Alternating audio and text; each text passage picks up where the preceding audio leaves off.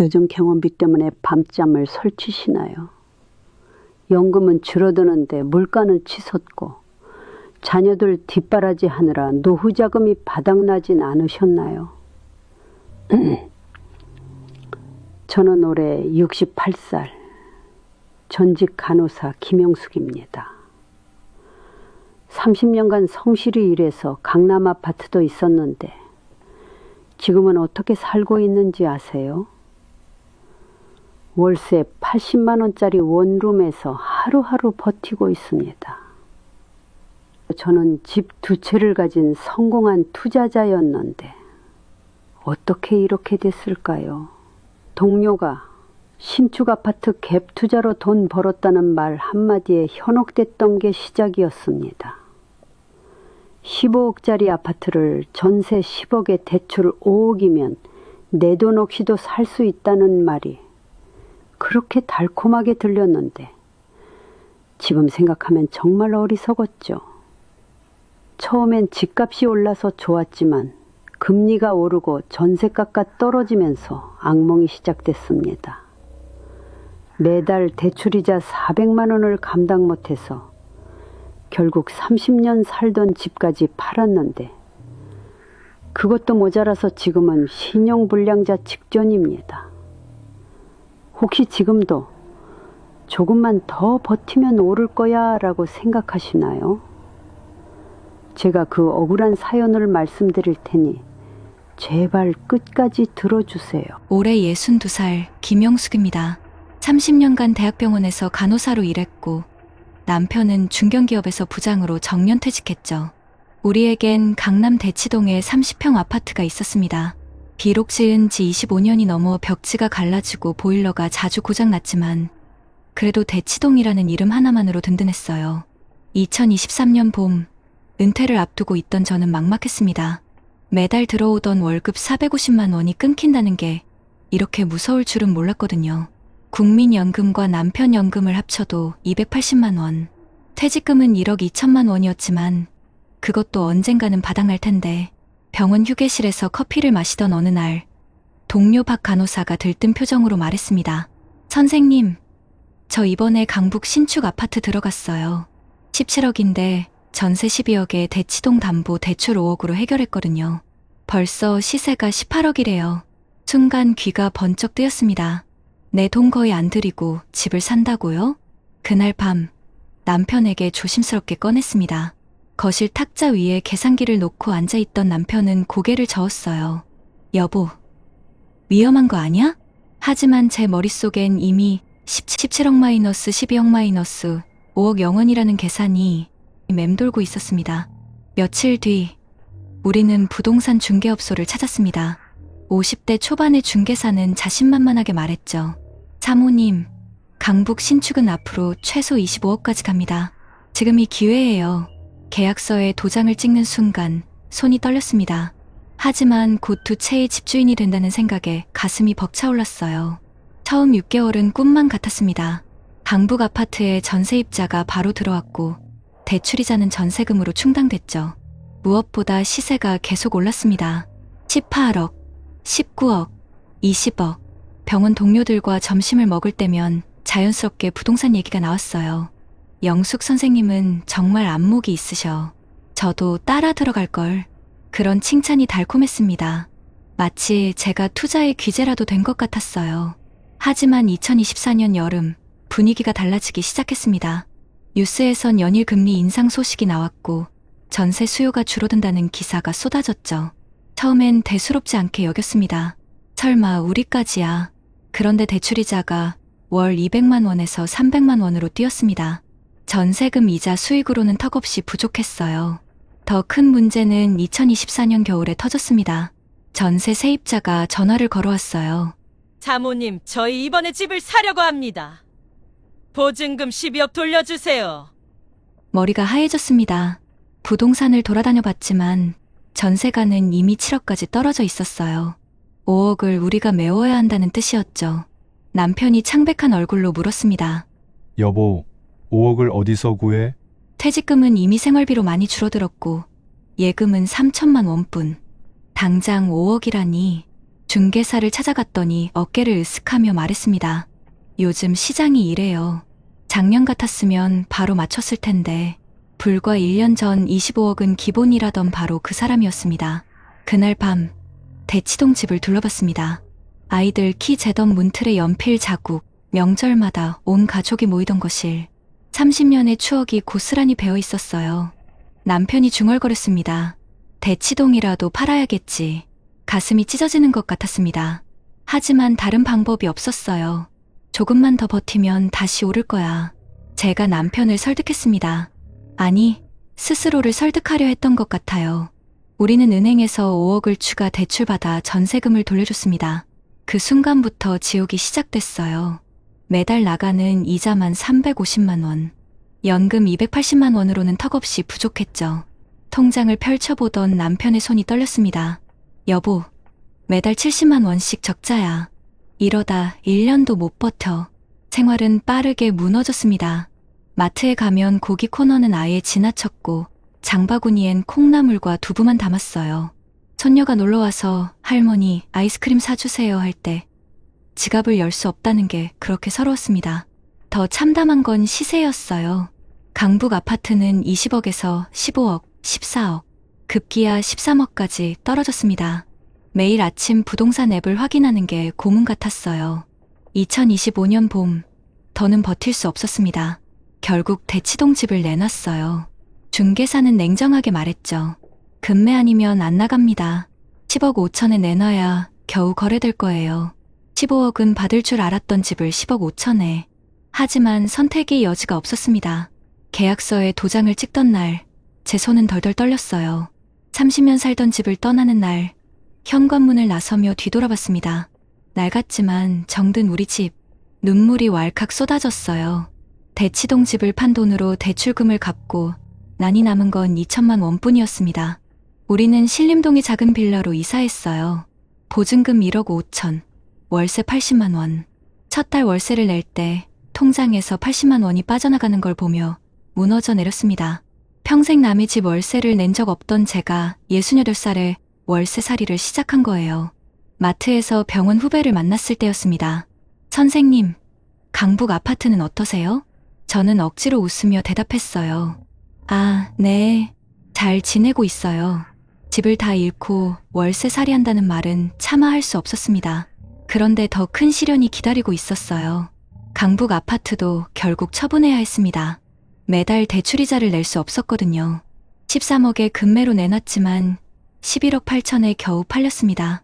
17억에 산 집을 11억 8천에 판 거예요. 대출금을 다 갚고 나니 손에 쥔 건 아무것도 없었습니다. 아니, 오히려 마이너스였죠.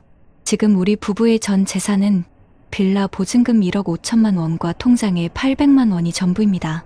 매달 월세 80만 원, 관리비 15만 원, 생활비, 연금 280만 원으로는 빠듯해요. 어제는 남편이 편의점 아르바이트를 알아보러 나갔습니다. 70살 남편이 최저시급 1030원을 받으며 일해야 하는 현실. 제가 만든 거예요. 밤마다 후회가 밀려옵니다. 그때 욕심 부리지 않았다면, 대치동 집만 지켰다면, 지금쯤 재건축으로 새 아파트에서 편히 살고 있을 텐데, 하지만 이미 엎질러진 물입니다. 며칠 전 손녀가 놀러 왔어요. 아이가 제 손을 잡으며 말했습니다. 할머니 집 좁아졌어요. 전에 집이 더 좋았는데. 순간 눈물이 핑 돌았지만 억지로 웃으며 대답했어요. 그래도 할머니는 너랑 같이 있어서 행복해. 그게 진심이었습니다. 집은 잃었지만 가족은 여전히 곁에 있으니까요. 요즘 저는 동네 복지관에서 자원봉사를 합니다. 저보다 더 어려운 어르신들을 보며 깨달았어요. 건강하게 일할 수 있다는 것만으로도 감사하다는 걸. 남편도 달라졌습니다.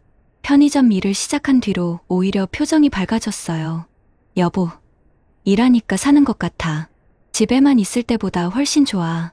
비록 작은 빌라지만 저녁마다 된장찌개 끓여놓고 남편을 기다리는 일상. 그게 이제는 소중합니다. 제 이야기를 들으신 분들께 간절히 부탁드립니다. 노후 자산에 욕심 부리지 마세요. 특히 담보대출로 투자하는 건 절대 금물입니다. 남의 성공담에 현혹되지 마세요. 그 사람에겐 운이 따랐을 수도 있고 숨겨진 조건이 있을 수도 있습니다. 무엇보다 지금 가진 것의 소중함을 아세요. 저처럼 다 잃고 나서야 깨닫지 마시고요. 오늘도 저는 80만 원짜리 월세 방에서 하루를 시작합니다. 하지만 포기하지 않았어요. 아직 건강하고 사랑하는 가족이 있으니까요. 혹시 지금 투자 욕심에 흔들리고 계신가요? 제 빈 통장을 보여드리고 싶습니다. 욕심이 만든 빈 통장. 하지만 이제는 다시 채워나갈 겁니다. 천천히, 하지만 정직하게. 어떠시나요? 위의 사례는 정말 비참하고 서글픈 인생 아닌가요? 하지만 지금부터 소개해드리는 사례는 정반대의 선택으로 행복한 노후를 보내고 있는 분을 소개해드리겠습니다. 저는 올해 67살 박정희입니다. 30년간 초등학교 교사로 일했고 남편은 시청 공무원으로 정년퇴직했죠. 우리도 서울 노원구에 32평 아파트가 있었습니다. 지은 지 20년 넘은 낡은 아파트였지만 우리 가족의 보금자리였어요. 2023년 봄, 은퇴를 앞두고 저도 불안했습니다. 하지만 저는 앞선 사례의 김영숙 씨와는 다른 선택을 했죠. 교무실에서 동료 교사가 흥분된 목소리로 말했습니다. 정희 선생님, 저 이번에 갭 투자로 집 샀어요. 대출받아서 전세 끼고 들어갔는데 벌써 시세가 올랐대요. 순간 귀가 솔깃했지만 저는 조용히 물었습니다. 그래? 대출이자는 감당할 만해? 아, 그게 좀 부담스럽긴 한데 집값이 계속 오르니까 괜찮을 거예요. 그날 저녁 남편에게 그 얘기를 했더니 남편이 진지하게 말했어요. 여보, 우리는 이미 집이 있잖아. 욕심내지 말자. 사실 저도 같은 생각이었습니다. 우리에겐 이미 충분했으니까요. 대신 저희는 다른 준비를 시작했습니다. 먼저 저희의 노후 자산을 꼼꼼히 계산해봤어요. 제 교원연금 월 220만 원, 남편 공무원연금 월 180만 원. 이것만으로도 매달 400만 원의 고정 수입이 있었고 여기에 평생 아껴 모은 저축 2억 원이 있었습니다. 저희 공무원 부부는 퇴직금이 없는 대신 이렇게 성실하게 부어온 연금과 저축만으로도 충분하다고 생각했어요. 은행 상담사를 만나 조언을 구했습니다. 선생님, 연금이 탄탄하시네요. 목돈은 안전하게 나눠서 관리하시는 게 좋겠습니다.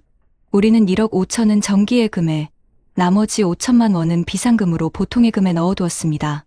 2024년 주변에서 갭 투자 열풍이 불었습니다. 친구들 모임에서도 그 얘기뿐이었어요. 정희야, 너도 해봐. 지금이 기회야. 하지만 저는 웃으며 고개를 저었습니다. 난 지금도 충분해. 욕심내다 잃을까봐 무서워. 실제로 불안한 소식들이 들려왔어요. 금리가 오르고 전세가가 떨어진다는 뉴스가 연일 나왔죠.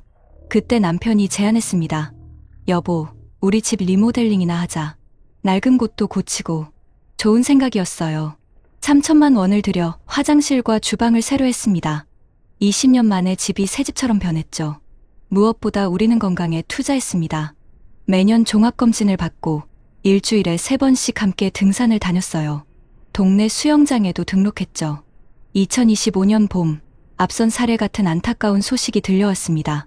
갭 투자 실패로 집을 잃었다는 이야기들. 친구가 전화로 울먹였어요. 정희야, 나 큰일 났어. 전세금 못 돌려줘서 집 팔아야 해. 가슴이 아팠지만 저희가 할 수 있는 건 위로뿐이었습니다. 지금 우리 부부의 일상은 이렇습니다. 아침 6시 남편과 함께 동네 산책로를 걷습니다. 7시에 집에 돌아와 제가 끓인 된장찌개로 아침을 먹죠.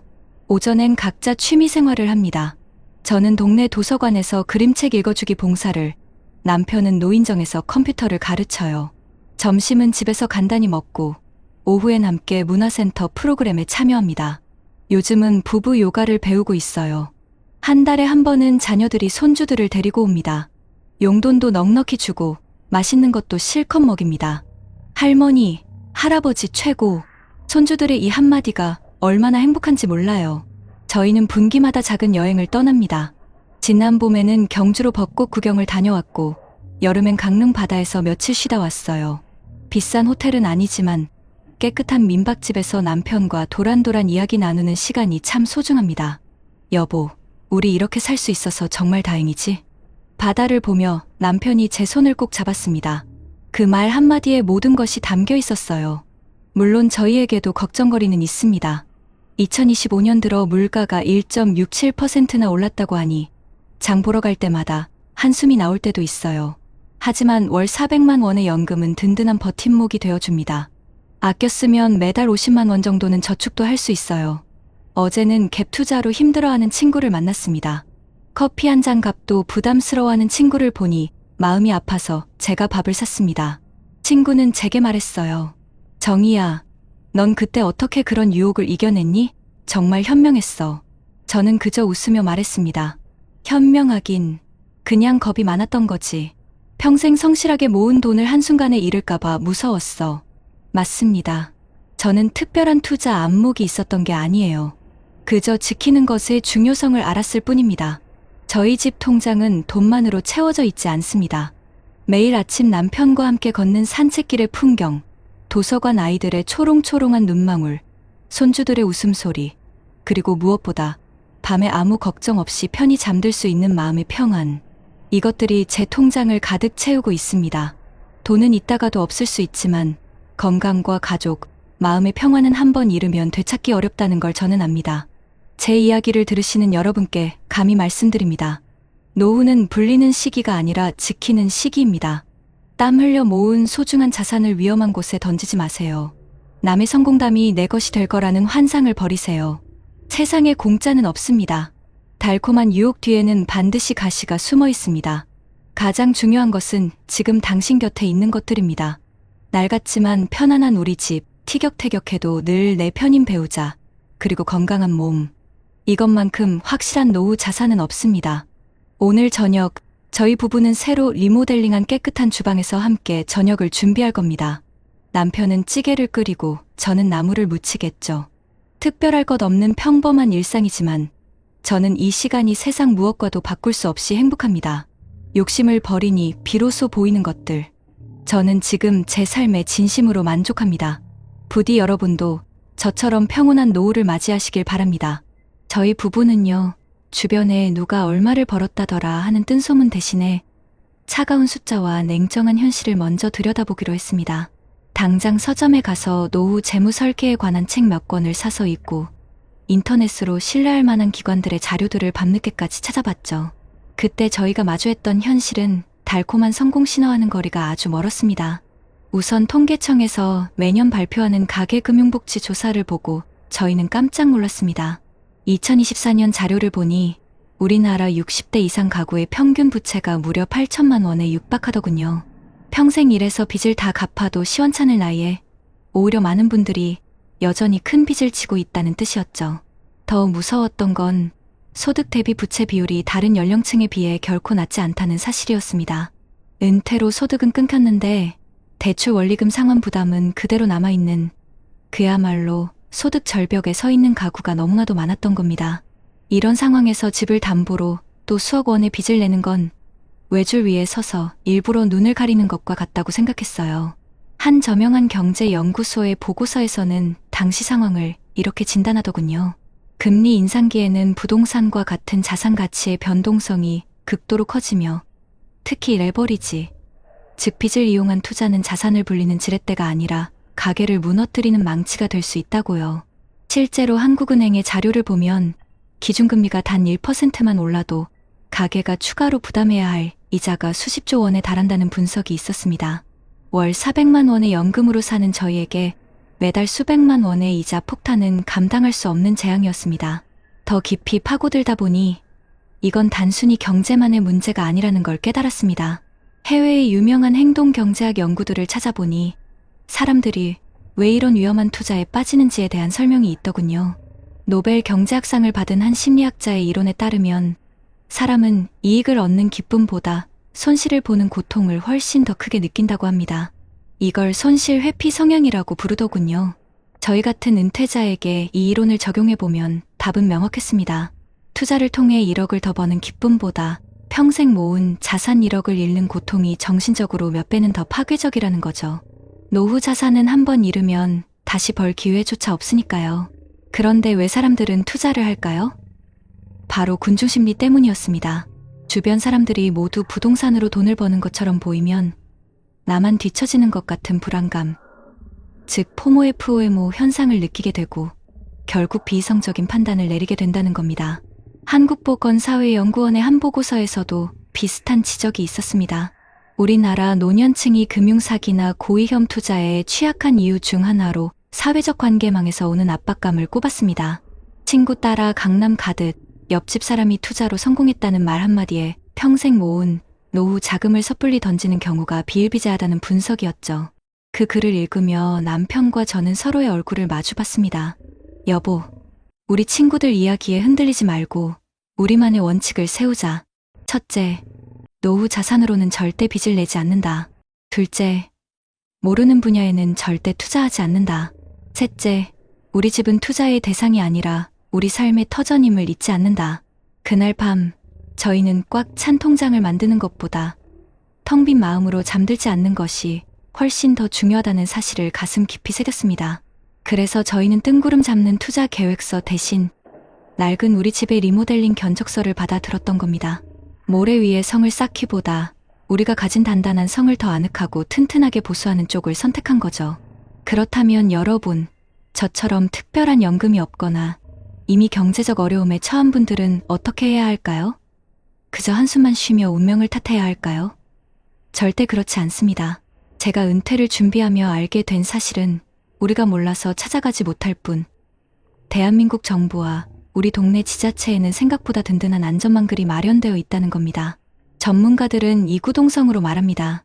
노후 위기의 첫 번째 해결책은 고립에서 벗어나 도움을 요청하는 용기라고요.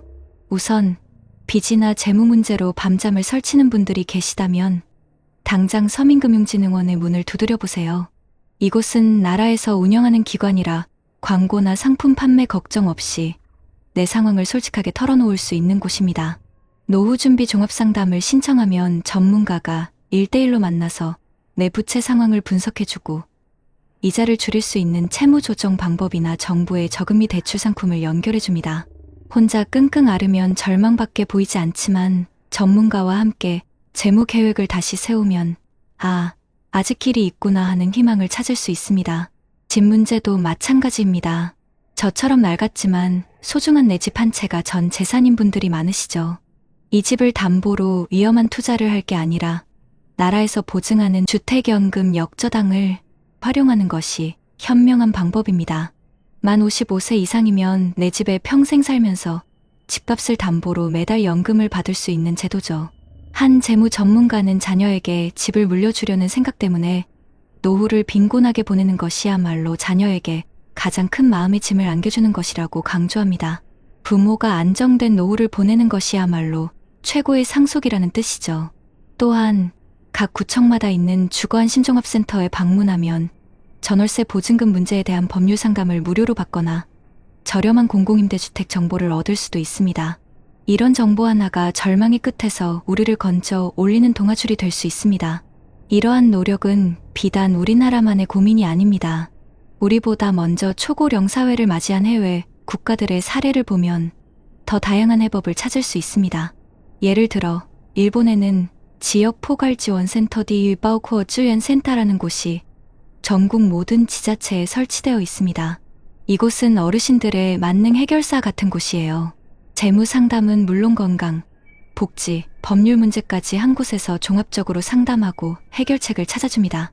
어르신 한 분이 고립되지 않도록 지역사회가 촘촘한 그물망이 되어주는 거죠. 독일의 사례는 더욱 인상적입니다. 다세대 공존주택이라는 주거 모델이 활성화되어 있는데요.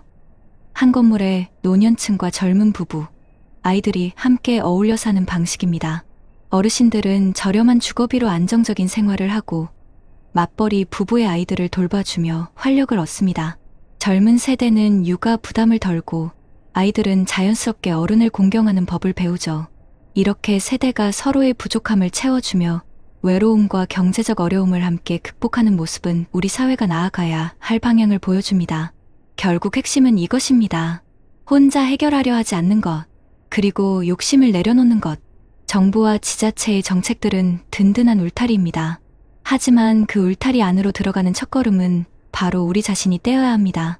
지금 당장 스마트폰으로 여러분이 사시는 동네의 구청이나 행정복지센터 홈페이지에 들어가 보세요. 어르신 지원 메뉴만 눌러봐도 우리가 몰랐던 수많은 정보들이 있을 겁니다. 위험한 투자 설명회 대신 나라에서 운영하는 금융복지상담센터의 문을 두드리세요. 여러분의 평온한 저녁이 불확실한 대박의 꿈보다 훨씬 더 소중합니다. 부디 그 평온함을 지켜내시길 진심으로 바랍니다. 한평생 허리 굽혀 무엇을 주었나 돌아보니 어떤 이는 모래알을 쥐었다가 바람에 흩날리고 어떤 이는 작은 온기를 품었다가 마음을 데웁니다. 욕심이란 이름의 씨앗은 가시덤불을 키워내고 만족이란 이름의 씨앗은 그늘 짙은 나무를 키웁니다. 황혼의 문턱에서 텅 빈 통장이 아닌 꽉 찬 마음을 남기는 삶, 그것이 우리가 평생토록 가꿔야 할 진짜 행복이었습니다. 오늘 우리는 이 시처럼 너무나 다른 두 분의 삶을 만났습니다. 한 분은 조금만 덜하는 한순간의 욕심에 평생을 바쳐 쌓아 올린 성을 한꺼번에 잃어버렸습니다. 그분이 잃은 것은 단순히 집 두 채와 돈이 아니었습니다. 평생 성실하게 살아왔다는 자부심, 남편 앞에서 당당했던 아내의 미소, 그리고 손주에게 아이스크림 하나 마음껏 사주지 못하는 할머니의 서러운 마음이었습니다. 차가운 월세방에서 밤마다 되새기는 메아리 없는 후회는 빈 통장보다 더 아프게 그분의 가슴을 파고들었을 겁니다. 하지만 다른 한 분은 이만하면 충분하다는 작은 만족을 선택했습니다. 남들이 더 높은 곳을 향해 달려갈 때 그분은 곁에 있는 남편의 손을 잡고 낡은 집을 쓸고 닦았습니다.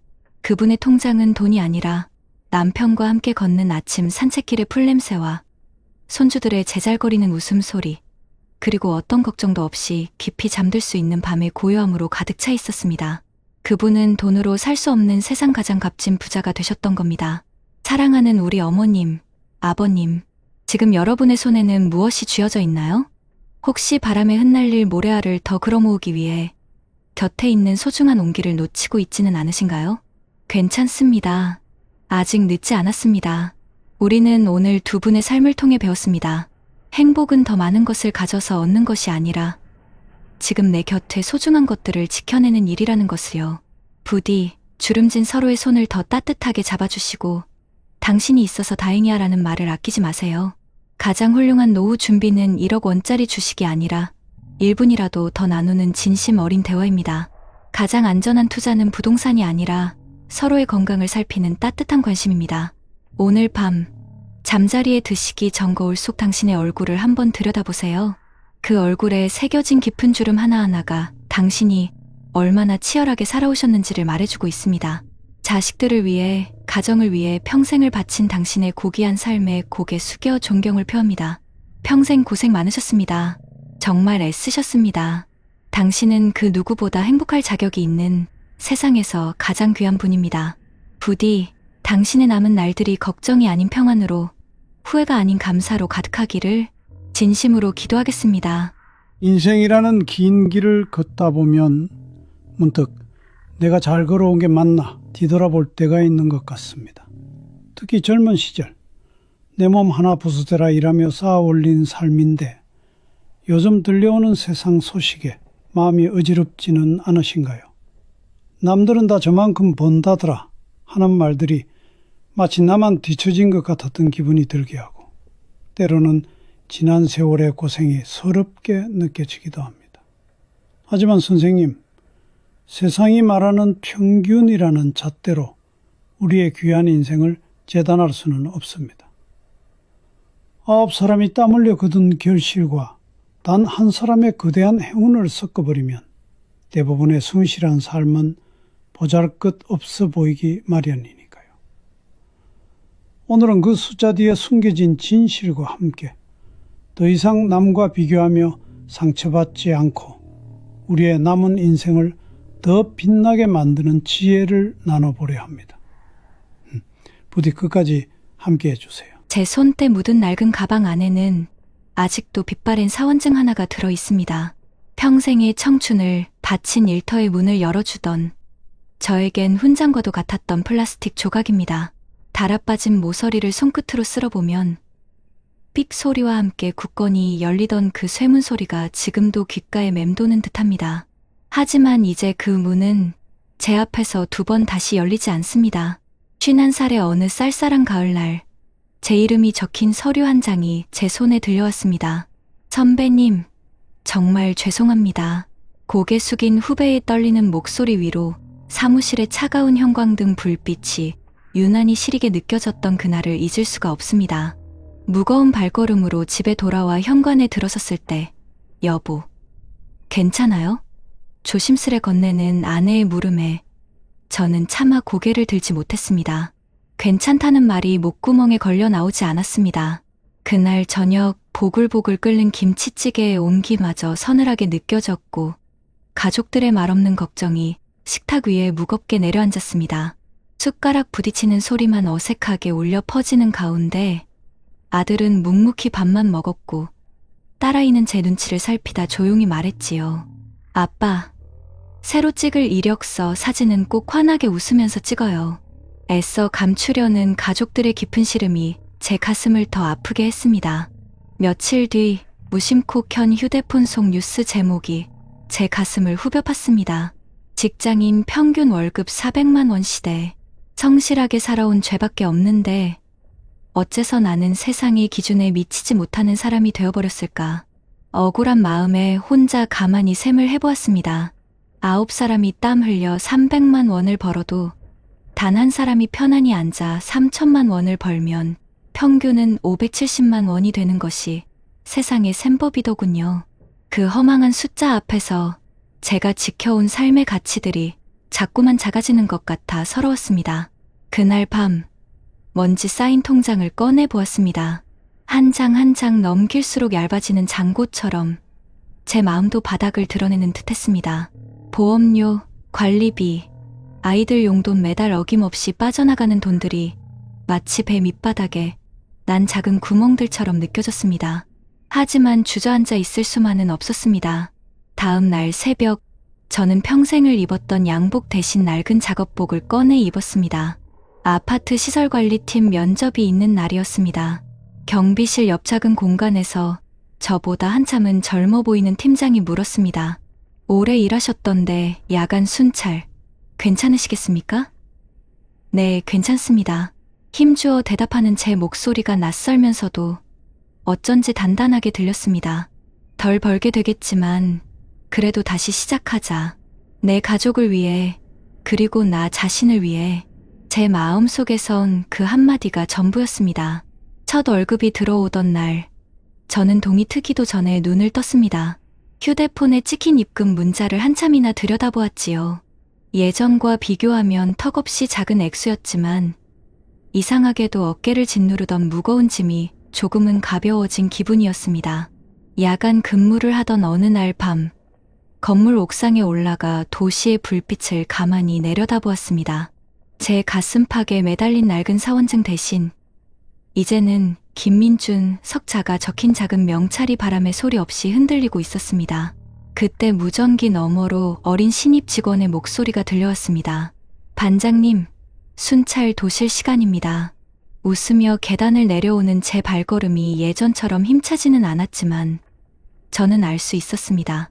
내려가야 할 계단이 아직 많이 남아있을지라도 제 두 발은 가야 할 길을 잃지 않을 것이라는 것을요. 물론 모든 것이 괜찮아진 것은 아닙니다. 늘어만 가는 병원비 고지서와 하루가 다르게 오르는 장바구니, 물가는 여전히 제 어깨를 무겁게 합니다. 아내는 달아빠진 행주를 몇 번이고 빨았었고 저는 한 푼이라도 아끼려 버스 2정거장쯤은 그냥 걸어 다닙니다. 이것까지 줄여야 해? 그럼 지금은 아껴야지. 사소한 문제로 아내와 다투고 나면 캄캄한 방에 혼자 앉아 깊은 한숨을 내쉬기도 합니다. 같은 배를 타고 거친 파도를 헤쳐나가고 있으면서 왜 우리는 서로에게 노를 저으라며 상처를 주고 있었을까요? 어느 주말 저녁, 오랜만에 만난 옛 동료가 술 기운을 빌려 물었습니다. 너 요즘은 얼마나 버냐? 저는 그저 웃어넘겼지만 집으로 돌아오는 지하철 창문에 비친 제 얼굴이 참 초라해 보였습니다. 그때였습니다. 딸아이에게서 문자 한 통이 왔습니다. 아빠, 제가 영상 만드는 거 배웠는데 아빠 인생 이야기도 하나 만들어 드릴까요? 그 짧은 문장 하나에 얼음장 같던 제 마음이 뜨끈하게 녹아내렸습니다. 그날 밤, 저는 서랍 깊숙한 곳에 낡은 사원증을 가만히 눕혀두었습니다. 제 지난 세월을 지우지는 않되 더는 과거에 얽매여 살지 않기로 다짐했습니다. 그리고 작은 노트 한 권을 펼쳐 앞으로의 계획을 한자 한자 눌렀었습니다. 돈의 액수가 아닌 삶의 습관들을 적었습니다. 하루에 한 번 하늘 보기, 일주일에 한 번 아내 손잡고 산책하기, 세상이 정해놓은 평균이라는 두 글자를 지우고 나만의 행복이라는 세 글자를 써 내려가기 시작한 것입니다. 비교를 멈추는 순간, 비로소 제 삶의 진짜 이야기가 시작되고 있었습니다. 아직 갈 길은 멀고 삶은 여전히 팍팍합니다. 하지만 저는 이제 두렵지 않습니다. 제 손에는 낡은 사원증 대신 사랑하는 가족의 온기가 들려 있으니까요. 제 이야기의 남은 절반은 바로 그 온기로 제가 어떻게 더 넓은 세상을 만나게 되었는지에 대한 기록입니다. 부디 끝까지 함께 걸어주시길 바랍니다. 새벽 2시 반, 지하 1층 기계실 앞에 서서 손전등을 켭니다. 팬이 도는 소리가 낮게 울리고 파이프 위에 물방울이 규칙적으로 맺혔다 사라집니다. 순찰 동선의 마지막 코너를 돌자 우편함 위에 접힌 쪽지 하나가 놓여 있었습니다. 야간에 항상 고생 많으십니다. 1203호. 서툰 필체가 어딘가 덜컹거리지만 그 흔들림이 이상하게 제 심장을 단단히 붙잡았습니다. 누군가의 하루가 제 손끝의 작은 불빛으로 조금은 편안해진다면 그걸로 됐다 싶었습니다. 휴게실로 돌아와 종이컵 커피를 뽑아 들고 딸아이가 준 삼각대를 꺼냈습니다. 카메라 앱을 열고 셀프 영상을 몇 번이고 찍었다 지우길 반복했습니다. 목소리가 떨려서 눈빛이 흔들려서 말들이 자꾸 엉켰습니다. 결국 가장 단순한 한 문장으로 시작했습니다. 안녕하세요. 쉰둘 김민준입니다. 오늘은 비교를 멈추고 나를 시작한 이야기를 하려고 합니다. 업로드 버튼을 누르고 나서야 손에 땀이 맺혀 있던 걸 알았습니다. 그날 아침 식탁 위에 식빵과 딸기잼을 꺼내며 아내에게 말했습니다. 어젯밤에 영상 올렸어. 아마 별 반응은 없을 거야. 아내는 말없이 제 커피잔 밑에 작은 봉투를 밀어놓더군요. 안에는 몇 장의 오래된 사진과 지폐 한 장이 들어 있었습니다. 당신이 아버님 돌아가시고 처음 월급 탔을 때 이 돈으로 케이크 사왔잖아. 그때 당신 눈빛을 나는 아직 기억해. 우리 다시 그 눈빛으로 살자. 그 지폐에는 오래된 접힌 자국이 있었고 그 자국을 펴는 동안 제 등허리에서 무언가 오랫동안 굳어있던 것이 툭 하고 내려앉았습니다. 점심 무렵 휴대폰이 떨렸습니다. 영상에 첫 댓글이 달렸다는 알림이었습니다. 저도 67세에 경비 시작했어요. 평균 때문에 스스로를 미워했는데 오늘 덕분에 숨이 좀 놓였습니다. 고맙습니다. 이름도 없는 그 한 줄이 어쩐지 구급약 같았습니다. 그날 이후로 저는 야간 순찰이 끝나면 20분씩 책상에 앉았습니다. 전기기능사 필기 교재를 펼쳐 표시펜으로 단권화하고 모르는 용어 옆에는 작은 메모를 달았습니다.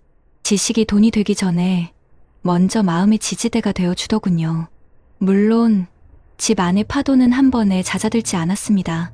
아들이 조심스레 말을 꺼냈습니다. 아빠, 컴퓨터가 너무 느려 발표 영상 편집해야 하는데. 순간 제 입에서 거칠게 튀어나온 말. 지금 이때에 그게 우선이야? 말끝이 가시를 드러내는 순간 아이의 어깨가 움찔했습니다. 방으로 들어간 뒤 문틈으로 새어나온 침묵이 집안을 오래 떠돌았습니다. 밤이 깊어갈 때 저는 노트를 들고 조용히 아이 방 앞에 섰습니다. 아빠가 미안하다. 우선의 순서를 우리 같이 정하자. 그날 우리는 우리 집만의 기준표를 만들었습니다. 비교 금지 월 3만 원 희망통장 자동이체, 주 1회 가족 산책, 학업 건강 관계 최우선. 네 줄의 원칙이 벽에 붙었습니다. 글씨는 제각각이었지만 방향은 한 곳을 향하고 있었습니다. 일요일 오후 동네 복지관의 중장년 상담 창구에 갔습니다. 상담사는 제 말을 오래 끊지 않고 들어주었습니다. 경력 전환이 처음엔 자존심을 건드리죠. 그래도 선생님, 지금의 명찰이 선생님을 작게 만들진 않아요. 그 명찰을 다는 사람이 선생님이니까요. 소개받은 교육과정 목록 중 기계설비 유지관리와 전기안전 실무에 표시를 해두었습니다. 아내는 옆자리에서 일정표를 챙겨주면서 말했습니다. 이제 당신 시간이 어디에 쓰이는지가 우리의 수입이야. 돈뿐 아니라 마음까지. 한 달쯤 지났을 때 회사 동기들의 단톡방에 모임 공지가 올라왔습니다. 망설였지만 나가 보기로 했습니다. 술잔이 오가고 연봉과 보너스 이야기가 공기 중에 기름처럼 번졌습니다. 누군가 가볍게 툭 던졌습니다. 민준이는 요즘 얼마 받냐? 예전 같으면 허겁지겁 화제를 돌렸을 겁니다. 그날은 잔을 내려놓고 웃으며 말했습니다. 나? 숫자보다 시간으로 봤지. 새벽 하늘, 딸과의 편집 시간, 아내랑 걷는 강변, 그리고 야간 근무 끝나고 마시는 커피. 꽤 후에 잠깐의 정적 뒤에 누군가가 어색하게 웃었고 누군가는 고개를 끄덕였습니다. 비교의 화살이 허공에서 힘을 잃어 떨어지는 소리가 제 안에서 분명히 났습니다. 퇴근길, 저는 오래 묵혀둔 양복 2벌을 들고 나눔 상자 앞에 섰습니다. 주머니에서 사원증을 꺼내 하얀 봉투에 넣고 짧게 적었습니다. 수고했다. 이제 놓아주자. 봉투를 닫고 뚜껑을 덮는 순간 어깨가 스스로 뒤로 젖혀졌습니다. 그날 밤 영상 댓글에 새로운 메시지가 달렸습니다. 선생님, 남편에게 보여줬어요. 오늘 우리도 집안 기준표 만들었답니다. 화면 밝기를 낮추는데도 글자들이 오래 빛났습니다.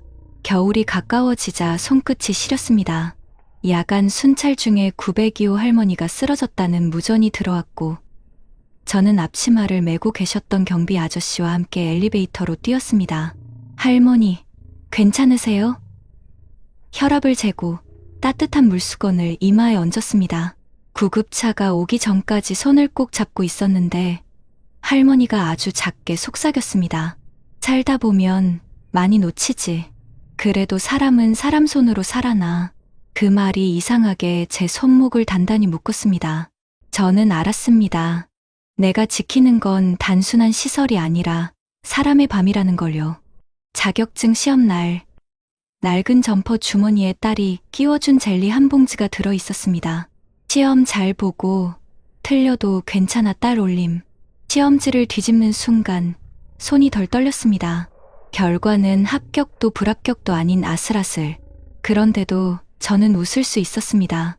평균과 순위 대신 어제보다 한 줄 더 이해한 회로가 제게 남았으니까요. 돌아오는 길, 복지관 앞 가게에서 호떡을 샀습니다.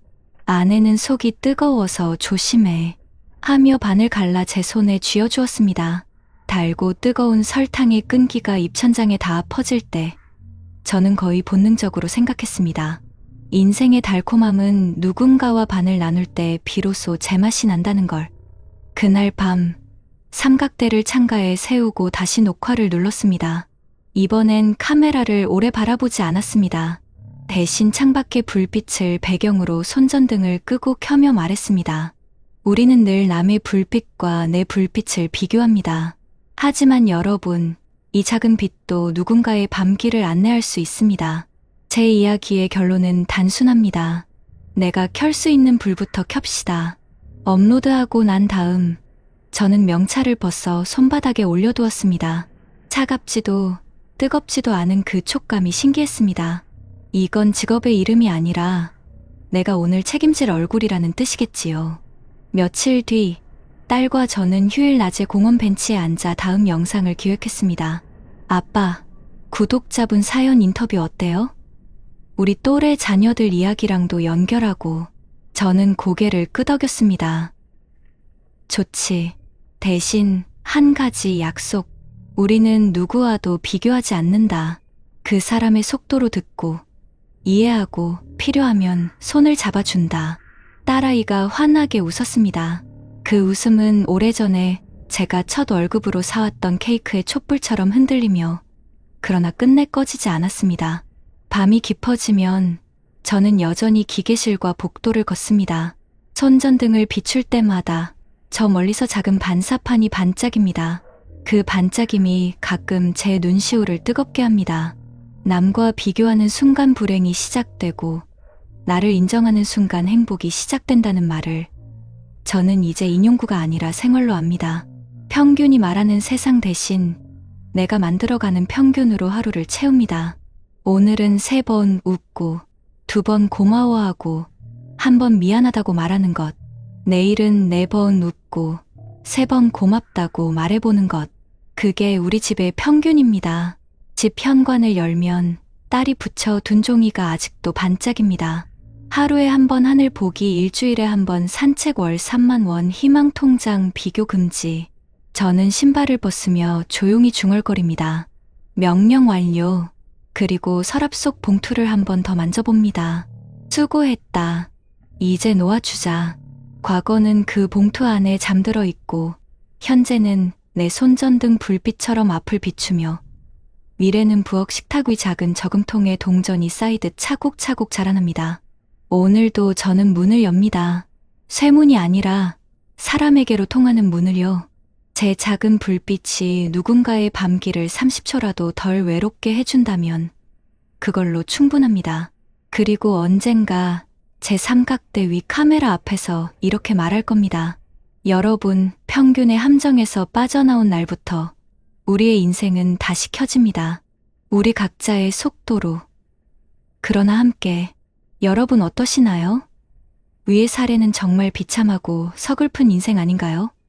하지만 지금부터 소개해드리는 사례는 정반대의 선택으로 행복한 노후를 보내고 있는 분을 소개해드리겠습니다. 아침 6시, 전기포트가 조용히 끓어오르면 저는 창문을 조금 엽니다. 선선한 공기가 거실을 스치고 오래 써서 모서리가 반들반들해진 가죽 가계부를 식탁 위에 펼치죠. 고무줄을 푸는 소리가 툭 하고 나면 오늘도 제 하루는 숫자에 흔들리지 않는 마음으로 시작됩니다. 저는 올해 66, 이름은 한서정입니다. 남편과 결혼 40년을 넘겼고 2 아이는 독립했어요. 제 손엔 늘 같은 도구가 있습니다. 볼펜, 계산기, 그리고 우리 집 평균이라고 적힌 얇은 종이 한 장. 저도 한때는 남들처럼 흔들렸습니다. 뉴스에서 평균 월급 400만 원이란 말이 들릴 때마다 우리 집 통장 잔고와 남의 평균을 겹쳐보는 습관이 있었거든요. 그런데 어느 날 시장에서 상추값을 고르다가 문득 깨달았습니다. 상추 한 단에도 집집마다 다른 쓰임새가 있듯 돈도 우리 집의 사정으로 써야 한다는 걸요. 그날 이후 저는 남의 숫자 대신 우리의 기준을 만들었습니다. 첫째, 세 바구니 원칙. 월급이 들어오던 시절부터 우리는 돈을 세 바구니에 나눴습니다. 살림 바구니 먹고 사는 비용, 비상 바구니 병원 수리 실직 대비, 꿈 바구니 여행 배움. 남편이 퇴직할 즈음 비상 바구니엔 6개월치 생활비가 고스란히 들어있었고 꿈 바구니엔 저희 오랜 소망 바느질 교실 열기를 위한 소액의 씨앗돈이 모여 있었죠. 둘째, 집다운 집. 우리는 큰 평형 대신 관리 쉬운 소형 아파트로 갈아탔습니다. 엘리베이터 점검비, 겨울 난방비, 각종 수리비. 집은 커질수록 돈도 같이 부풀어 오른다는 걸 저는 주부의 손으로 배웠습니다. 이사한 첫날, 저는 베란다에 작은 화분 2개를 놓고 우리 키울 만큼만 키우자고 마음속으로 적었습니다. 셋째, 관계의 경계. 아이들이 성인이 된 뒤로 저는 제가 지킬 수 있는 선을 분명히 했습니다. 필요한 도움은 주되 보증은 절대 서지 않기. 생활비는 주지 않아도 기술과 시간은 늘 내어주기. 엄마, 이번 달엔 좀 힘들어. 아이가 그렇게 말하면 저는 제 가계부를 펴서 함께 목록을 줄이고 다음 달에 채울 방법을 같이 찾았습니다. 대신 제가 병원에 갈 때면 아이들은 제 시간을 채워줬습니다. 엄마, 검사 날엔 내가 모실게. 돈 대신 서로의 시간을 주고받는 합의. 우리 가족의 작은 헌법이었죠. 넷째, 건강은 비용이 아니라 자산.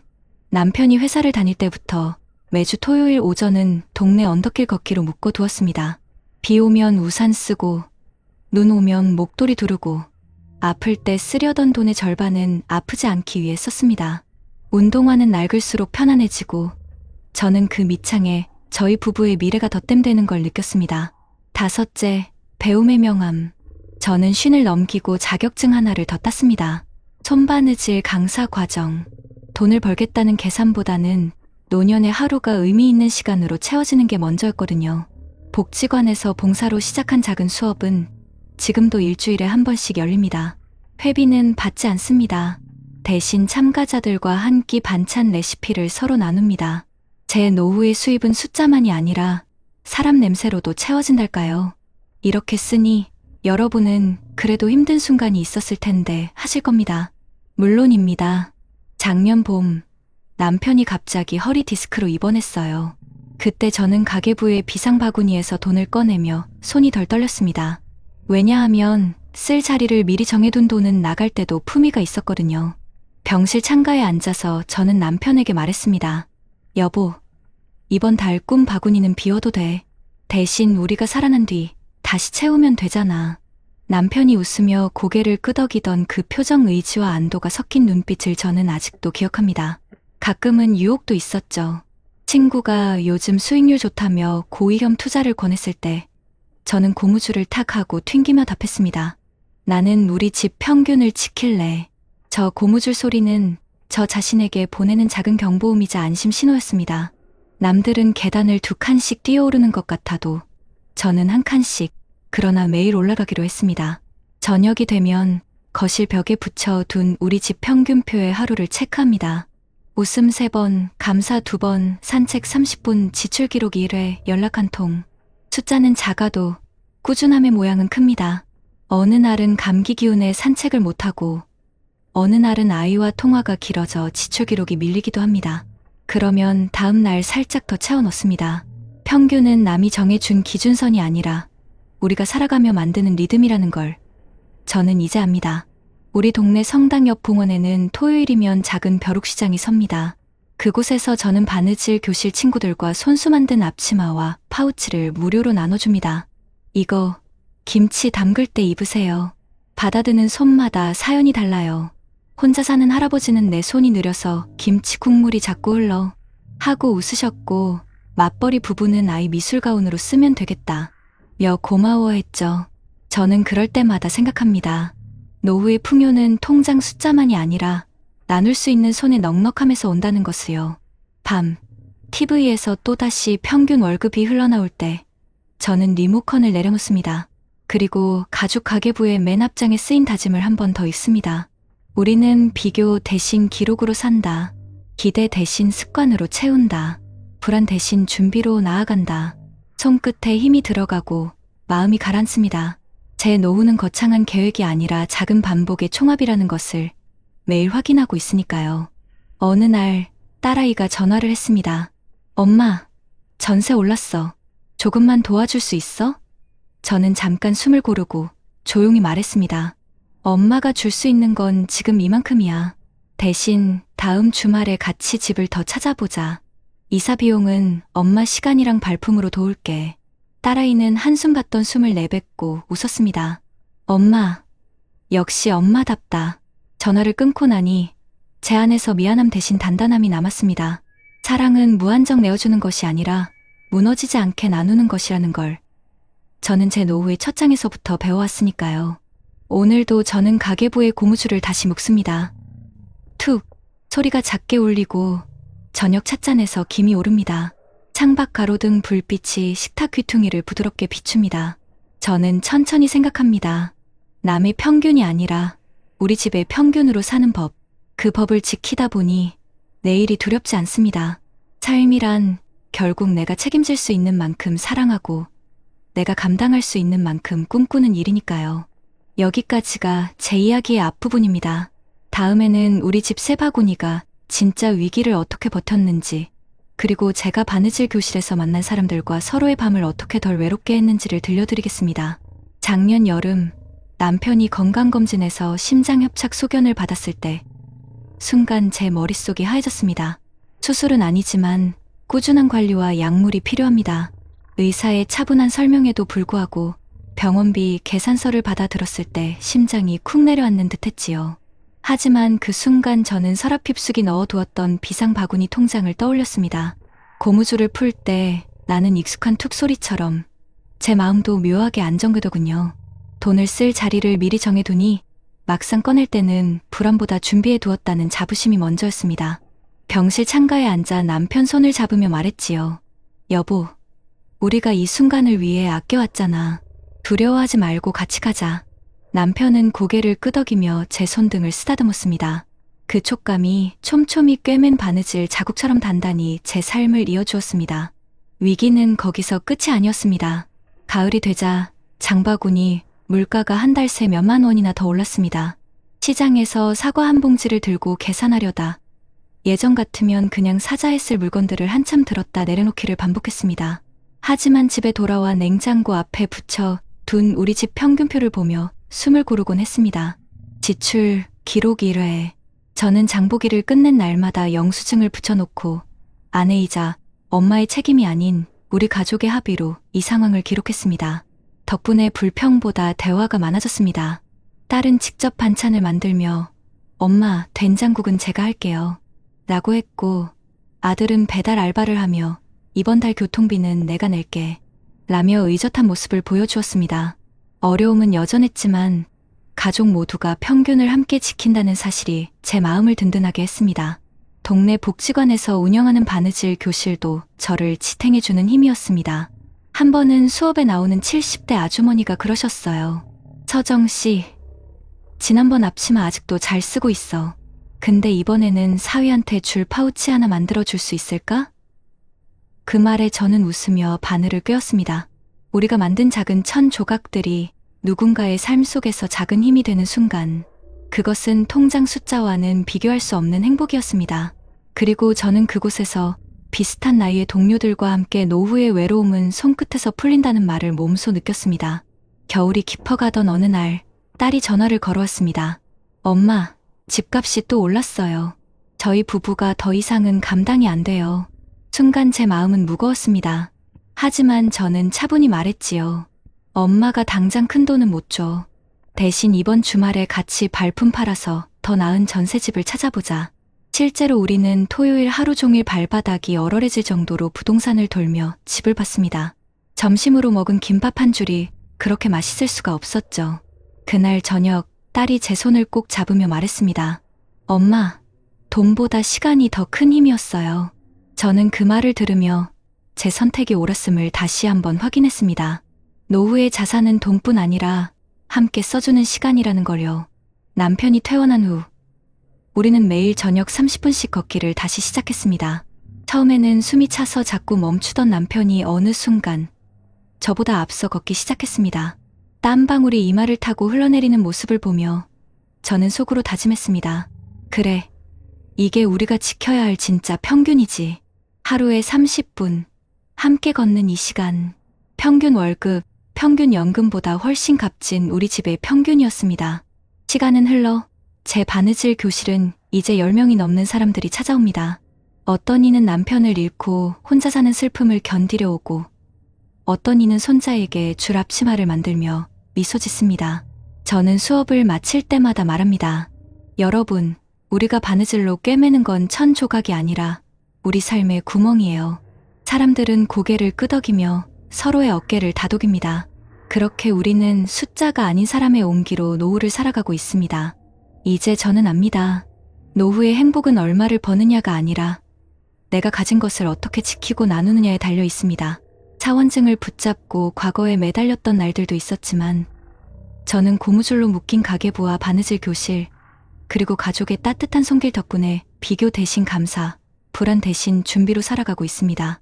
여러분, 혹시 지금도 남과 비교하며 자책하고 계신가요? 숫자가 말해주는 평균이 아니라 여러분만의 평균을 세워보세요. 저는 오늘도 작은 바늘 하나로 제 삶을 꿰매며 그 평균을 지키고 있습니다. 그리고 감히 말할 수 있습니다. 이 길이야말로 제가 꿈꾸던 행복한 노후입니다. 여러분, 우리가 흔히 뉴스에서 듣는 평균 월급 400만 원 시대라는 말, 과연 우리 삶을 그대로 보여주고 있을까요? 실제로 들여다보면 그렇지 않습니다. 국내 통계청이 발표한 2024년 가계금융복지조사 결과를 보면 근로소득자의 중위소득은 약 270만 원 수준에 불과했습니다. 즉 절반의 사람들은 이보다 적게 벌고 있다는 뜻이지요. 평균이 아닌 중위값을 봐야 현실이 드러난다는 이야기가 괜히 나온 게 아닙니다. 또 고용노동부 자료를 보면 2023년 기준 대기업 정규직 근로자의 월 평균 임금은 약 570만 원 수준인데 중소기업 근로자는 290만 원 안팎에 머물고 있었습니다. 무려 2배 가까운 차이. 그러니 대부분이 속한 중소기업 현실에서는 평균 월급 400만 원이라는 수치가 피부에 와닿지 않는 겁니다. 통계청의 고령자 통계에 따르면 2023년 우리나라 65세 이상 노인의 상대적 빈곤율은 40%를 웃돌아 OECD 회원국 중 가장 높은 수준으로 집계되었습니다. 다시 말해 2명 중 1명 가까이가 최저 생계비에도 못 미치는 삶을 살고 있다는 사실이지요. 여기에 물가 압박까지 더해집니다. 한국은행이 발표한 2025년 8월 소비자 물가 상승률은 전년 동월 대비 1.67%였는데 수치만 보면 안정된 것처럼 보이지만 실제 체감은 훨씬 더 큽니다. 특히 식료품, 외식, 의료비 같은 노년층 필수 지출 품목은 훨씬 더 높은 상승률을 기록했기 때문입니다. 실제 한국보건사회연구원의 보고서에서도 노인 가구의 소비 중 40% 이상이 건강 관련 지출에 쓰이고 있다는 분석이 나왔습니다. 고령층이 돈을 벌 기회는 줄어드는데 꼭 필요한 지출은 오히려 가파르게 늘어나는 구조적 모순 속에 놓여 있다는 겁니다. 또한 국민연금의 한계도 분명히 드러납니다. 국민연금공단이 공개한 2024년 연금 수급자 현황을 보면 전체 수급자의 절반 이상이 매달 100만 원 미만을 받고 있었습니다. 실제로 수급액 평균은 약 62만 원 수준이었고 최소 가입 기간을 채우지 못한 이들은 30만 원 안팎에 그쳤습니다. 한 달 생활비가 최소 180만 원에서 220만 원은 들어간다는 통계청의 노인가계 지출 자료를 떠올려 보면 연금만으로는 턱없이 부족한 수준이지요. 해외와 비교해봐도 한국의 노후 소득 대체율은 낮습니다.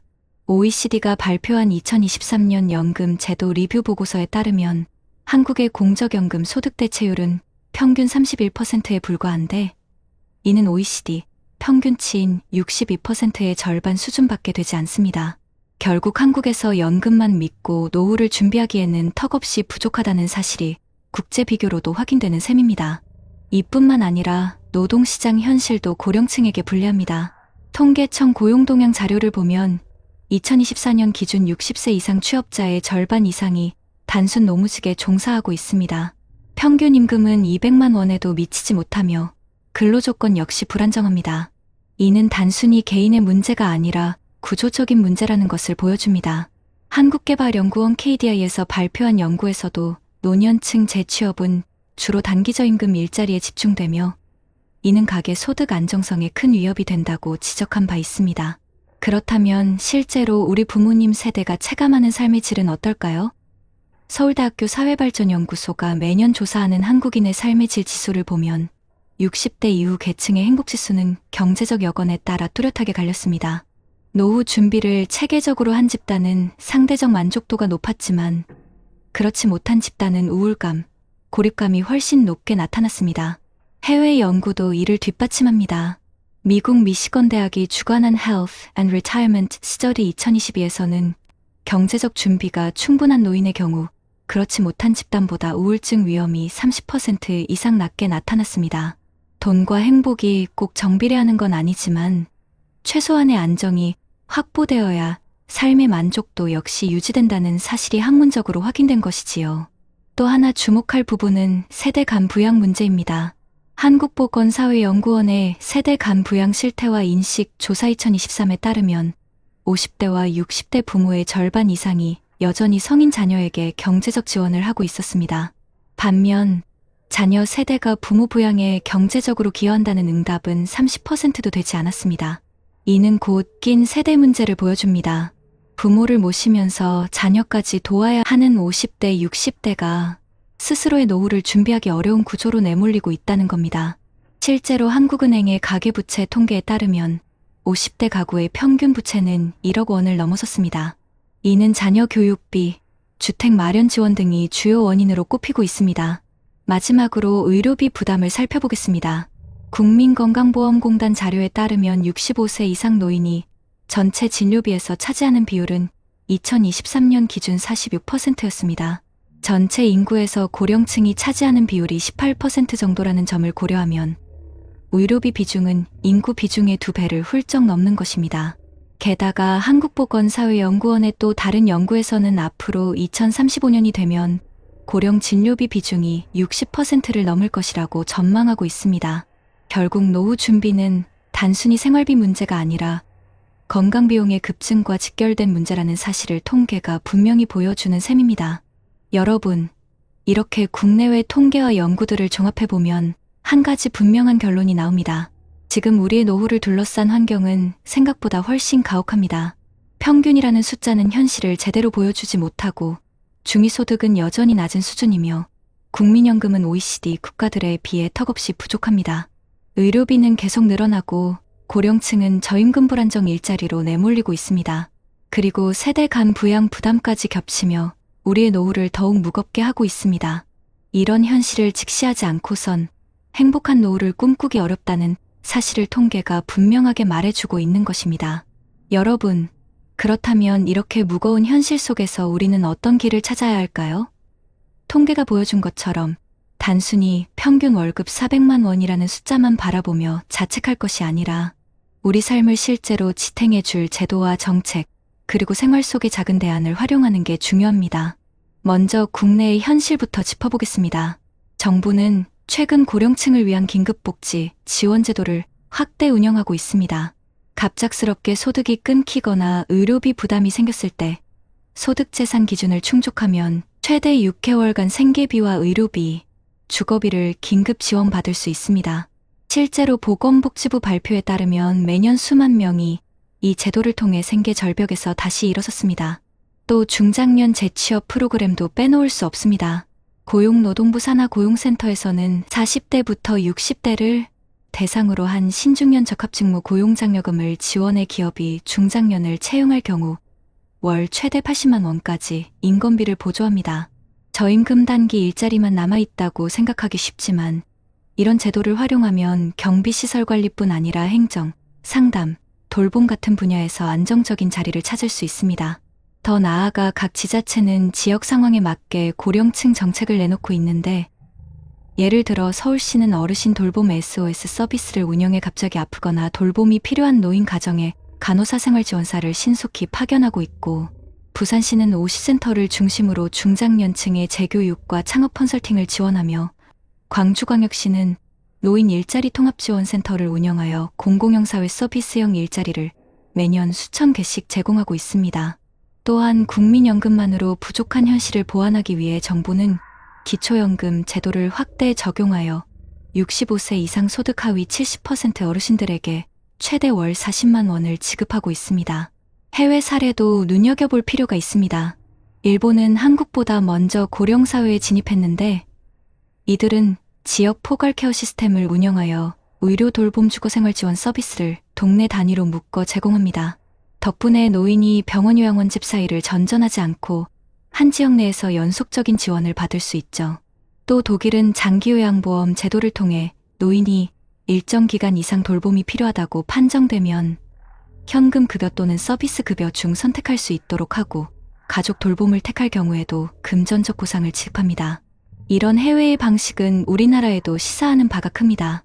의료비 부담이 커지는 한국에서 단순히 병원 진료비 지원을 넘어서 지역 단위의 통합 돌봄 체계와 가족 돌봄 보상이 병행된다면 고령층의 삶은 한결 안정될 수 있을 겁니다. 전문가들도 공통적으로 강조합니다. 노후의 빈곤 문제는 개인의 무능이 아니라 사회 구조적 문제이며 공적 안전망과 지역 공동체의 연결망이 강화될 때 비로소 해법이 열린다. 결국 중요한 것은 이미 만들어진 제도를 알고 적극적으로 활용하는 우리의 태도입니다. 영상 보시는 분들 중 혹시라도 지금 생활비가 모자라 힘들다면 혼자 끙끙 앓지 마시고 주민센터나 고용센터, 복지관을 먼저 찾아가시길 권합니다. 또한 우리 스스로도 작은 실천을 병행할 수 있습니다. 오늘 당장 가계부에 우리 집 평균을 적어보고 지역에서 운영하는 평생교육 건강 프로그램을 찾아 등록하는 것, 이것이 바로 시작입니다. 남들과 비교에 뒤처졌다는 자책에서 벗어나 제도와 제도를 연결하고 사람과 사람을 이어가는 순간 우리의 노후는 숫자가 아닌 관계와 준비로 단단히 채워질 수 있습니다. 한 손에는 지나간 세월의 그림자가 담긴 빛바랜 사원증이 들려있고 또 다른 손에는 내일의 작은 등불을 밝히려는 듯 꼬깃꼬깃한 가계부가 들려있습니다. 하나는 흘러간 날들에 대한 미련으로 눈시울을 적시고 또 하나는 다가올 날들에 대한 소박한 희망으로 입가에 미소를 머금습니다. 어깨에 짊어진 삶의 무게는 같았을지언정 마음이 향하는 길이 달랐기에 노년에 마주한 삶의 풍경 또한 이토록 달랐던 것입니다. 선생님, 오늘 우리가 함께 들여다본 두 인생 이야기는 어쩌면 바로 우리 모두의 이야기일지 모릅니다. 어떤 이는 평생을 바친 일터에서 밀려난 그날 이후 지나간 날들의 영광에 갇혀 세상의 잣대에 자신을 묶어두었습니다. 줄어드는 통장 잔고를 보며 가슴을 치고 남들의 소식에 자신을 비교하며 고개를 숙였습니다. 하지만 또 다른 이는 젊은 날부터 삶의 지혜를 놓지 않았습니다. 욕심내지 않고 우리 가족의 행복을 지키는 단단한 울타리로 고무줄로 묶인 낡은 가계부를 매일 밤 펼쳐보았습니다. 그리하여 거친 비바람이 몰아쳐도 사랑하는 가족과 어깨를 나란히 하고 묵묵히 제 길을 걸어 나갈 수 있었습니다. 무엇이 이 두 삶의 마지막 풍경을 이토록 다르게 만들었을까요? 그것은 결코 거창한 성공이나 특별한 재능이 아니었습니다.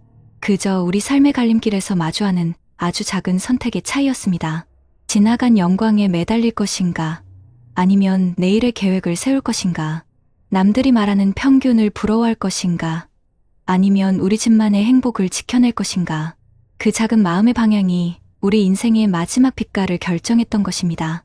선생님, 우리네 인생길은 아직 끝나지 않았습니다. 50이 넘고 60을 지나 70을 바라보는 오늘의 우리에게도 여전히 새로운 아침은 밝아옵니다. 그 아침을 어떻게 맞이하시겠습니까? 지나간 날들을 원망하며 하루를 보내시겠습니까? 아니면 작은 희망이라도 손수 가꾸며 오늘을 살아가시겠습니까? 자식에게 모든 걸 내어주고 텅 빈 손을 보며 한숨 지을 수도 있지만 따뜻한 밥 한 끼 함께 먹는 시간의 소중함을 나눌 수도 있습니다. 우리 사회도 더는 혼자 걷도록 내버려두지 않습니다. 정부와 이웃들이 마련해 둔 제도들은 비록 완벽하지 않을지라도 우리가 손을 뻗으면 기댈 수 있는 작은 언덕이 되어줍니다. 동네 복지관의 문을 두드리는 작은 용기, 새로운 것을 배우려는 소박한 열정, 도움이 필요할 때 주변에 손 내밀 수 있는 마음만 있다면 우리의 길은 결코 외롭지 않을 것입니다. 그러니 부디 이제는 비교의 그늘에서 서성이지 마십시오. 불안감에 마음을 내어주지도 지나간 일에 후회하며 잠 못 이루지도 마십시오. 누군가는 낡은 사원증을 붙잡고 눈물 흘렸지만 누군가는 낡은 가계부를 펼치며 희망을 보았습니다. 그리고 우리 모두는 바로 오늘 이 순간 어느 길로 발걸음을 옮길지 스스로 정할 힘이 있습니다. 제가 오늘 선생님께 꼭 드리고 싶은 말씀은 이것입니다. 세상이 정한 평균에 나를 가두지 마시고 내 삶의 온기를 스스로 지켜나가십시오. 남과 비교하는 순간 마음의 평화는 멀어지고 나의 오늘을 소중히 여기는 순간 행복은 조용히 찾아옵니다. 오늘 이 이야기를 마주하신 선생님, 부디 기억해 주십시오. 우리의 인생이라는 책은 아직 마지막 장을 덮지 않았습니다. 지금부터 써내려가는 하루하루가 모여 우리 삶의 가장 아름다운 마무리를 만들 수 있습니다. 작은 습관 하나가, 따뜻한 말 한마디가 남은 인생의 풍경을 서러운 눈물에서 감사한 미소로 바꾸어 놓을 것입니다. 부디 선생님의 남은 날들이 더 이상 초라한 하루가 아닌 소박한 기쁨과 잔잔한 감사가 가득한 귀한 시간으로 채워지기를 바랍니다. 그리고 언젠가 우리 모두가 거울 앞에 서서 나는 내 인생의 주인으로 참 잘 살아왔노라고 스스로를 다독여줄 수 있기를 진심으로 기원합니다. 요즘 뉴스를 보면 이런 얘기 자주 들리죠. 30년 일했는데 퇴직 후엔 월세 내기도 벅차다. 서울에 사는 58세 김정수 씨는 얼마 전 퇴직금을 모두 정리했지만 몇 달도 안 돼 통장 잔고가 반토막이 났다고 합니다. 물가가 오르고 달러 환율은 치솟고 병원비는 매달 늘어나는데 연금은 여전히 제자리. 여러분은 어떠신가요? 혹시 요즘 내가 이 돈으로 노후를 버틸 수 있을까 하는 불안감 느끼고 계시진 않나요? 통계청 자료에 따르면 우리나라 50대, 60대 중 절반 이상이 은퇴 후 생활비가 부족하다고 답했습니다.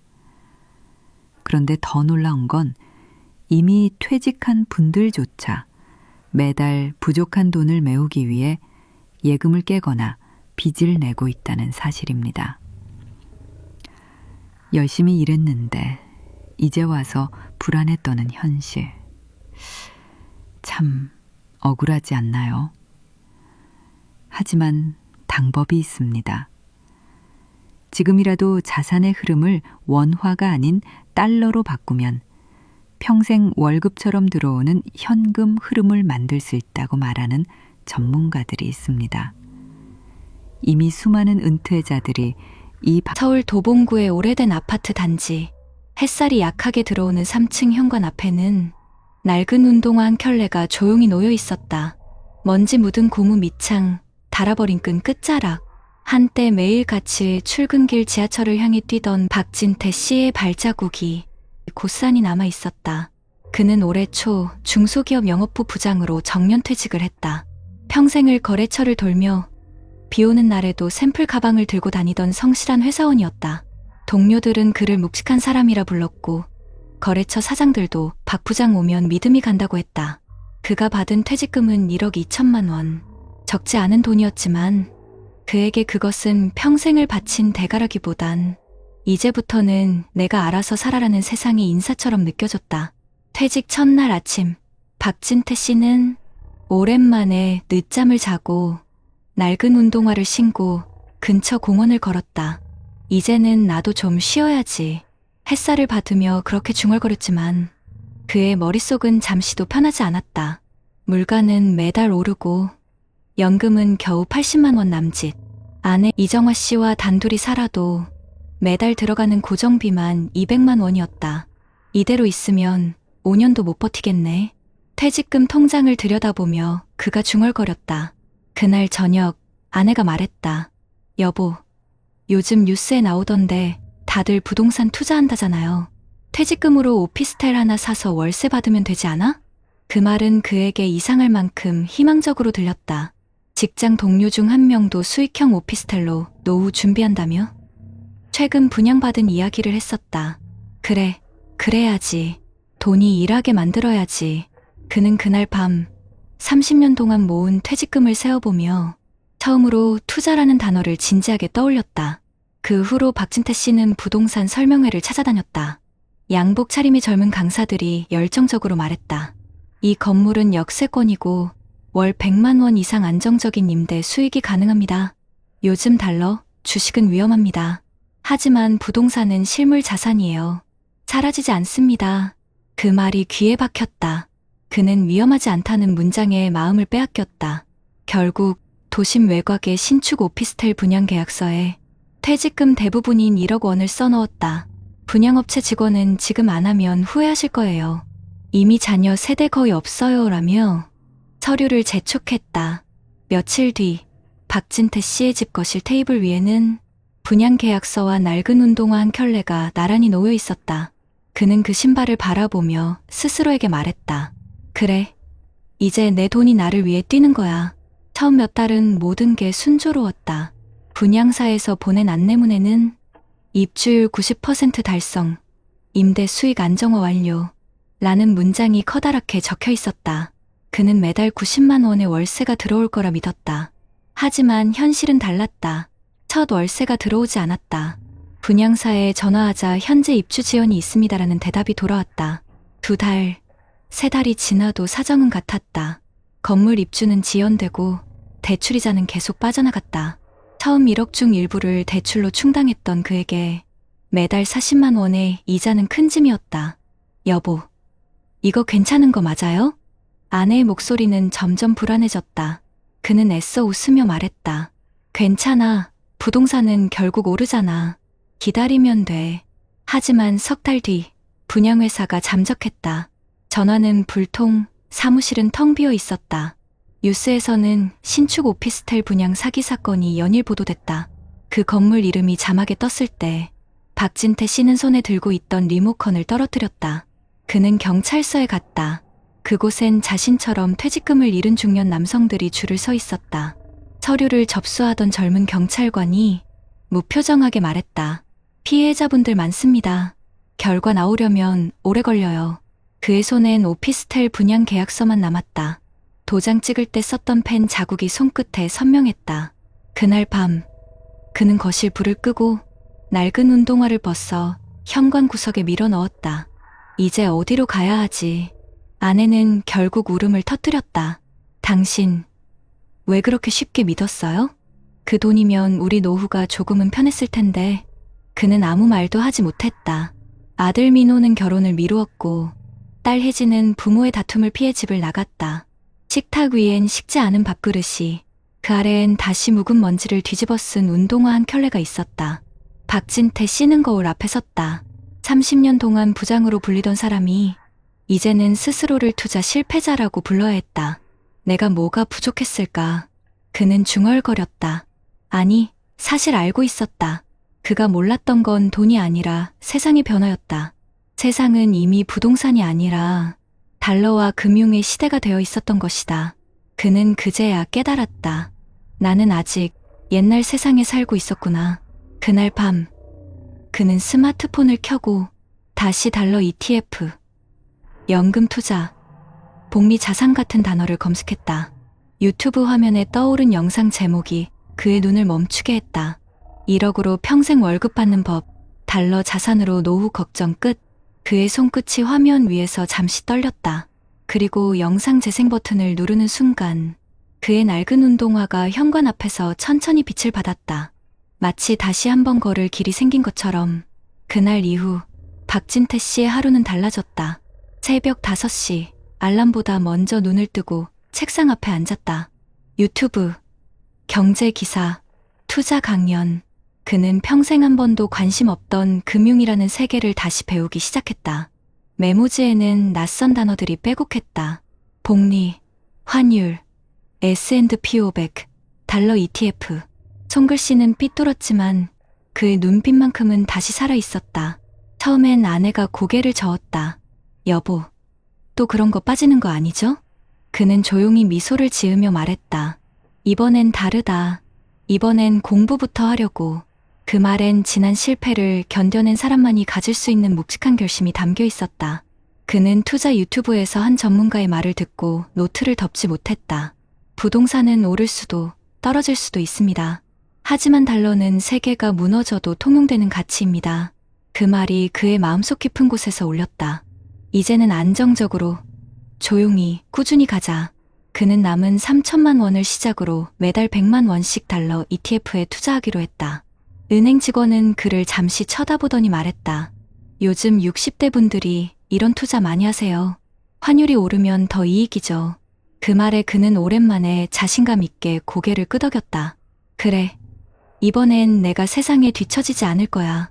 처음 몇 달은 불안했다.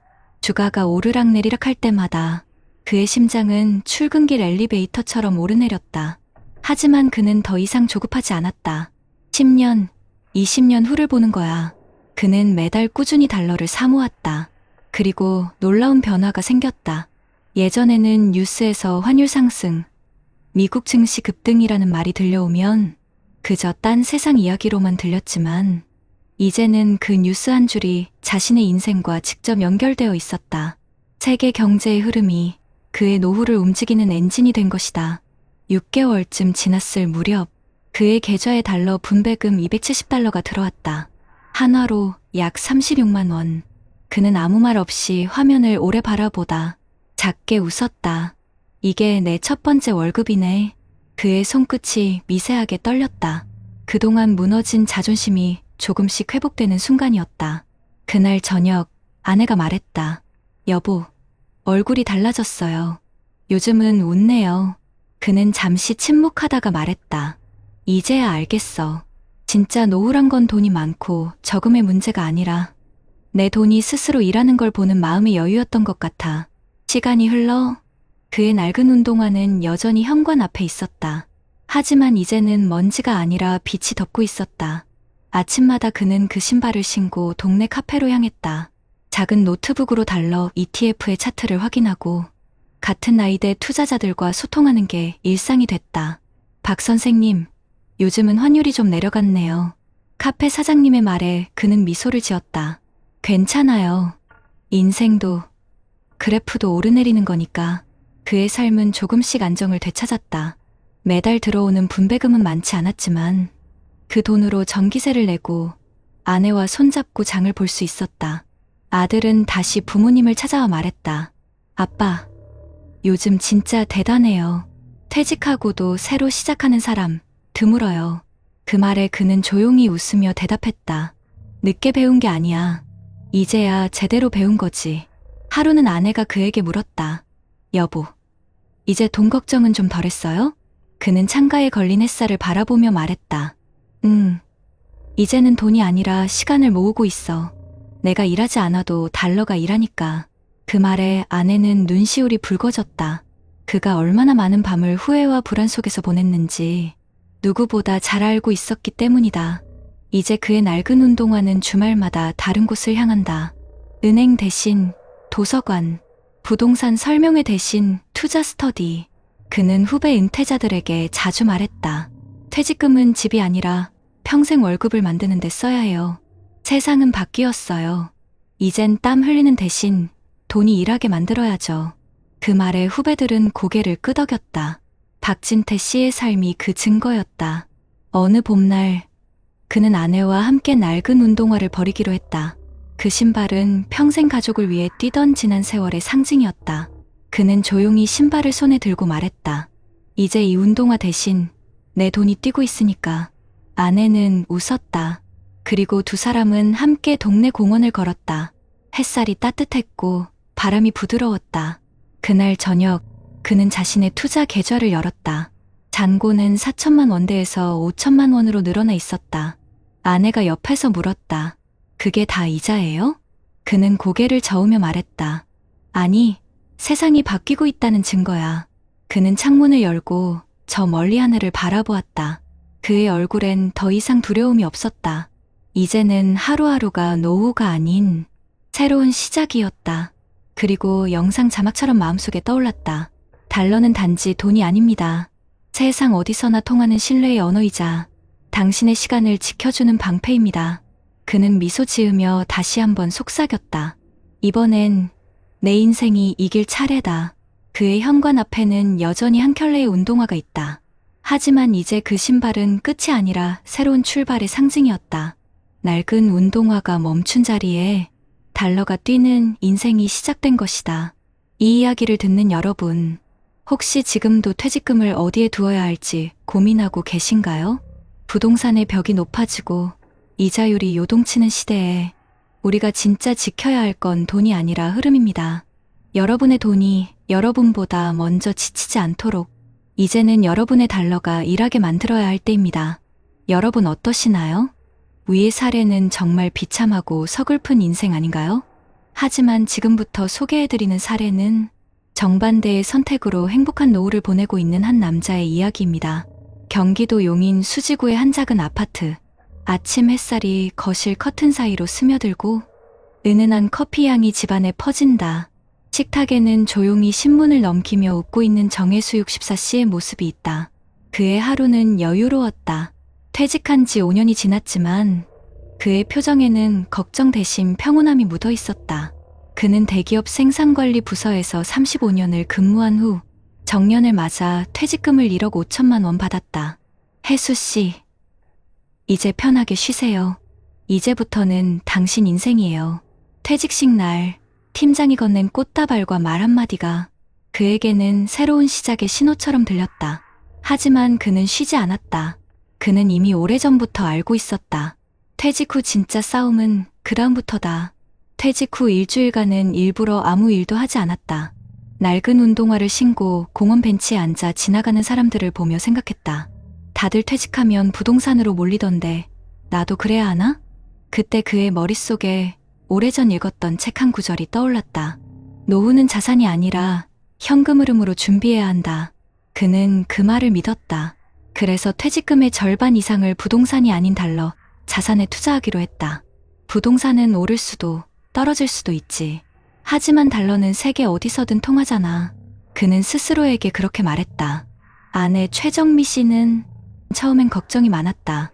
여보, 괜히 위험한 거 하는 거 아니에요?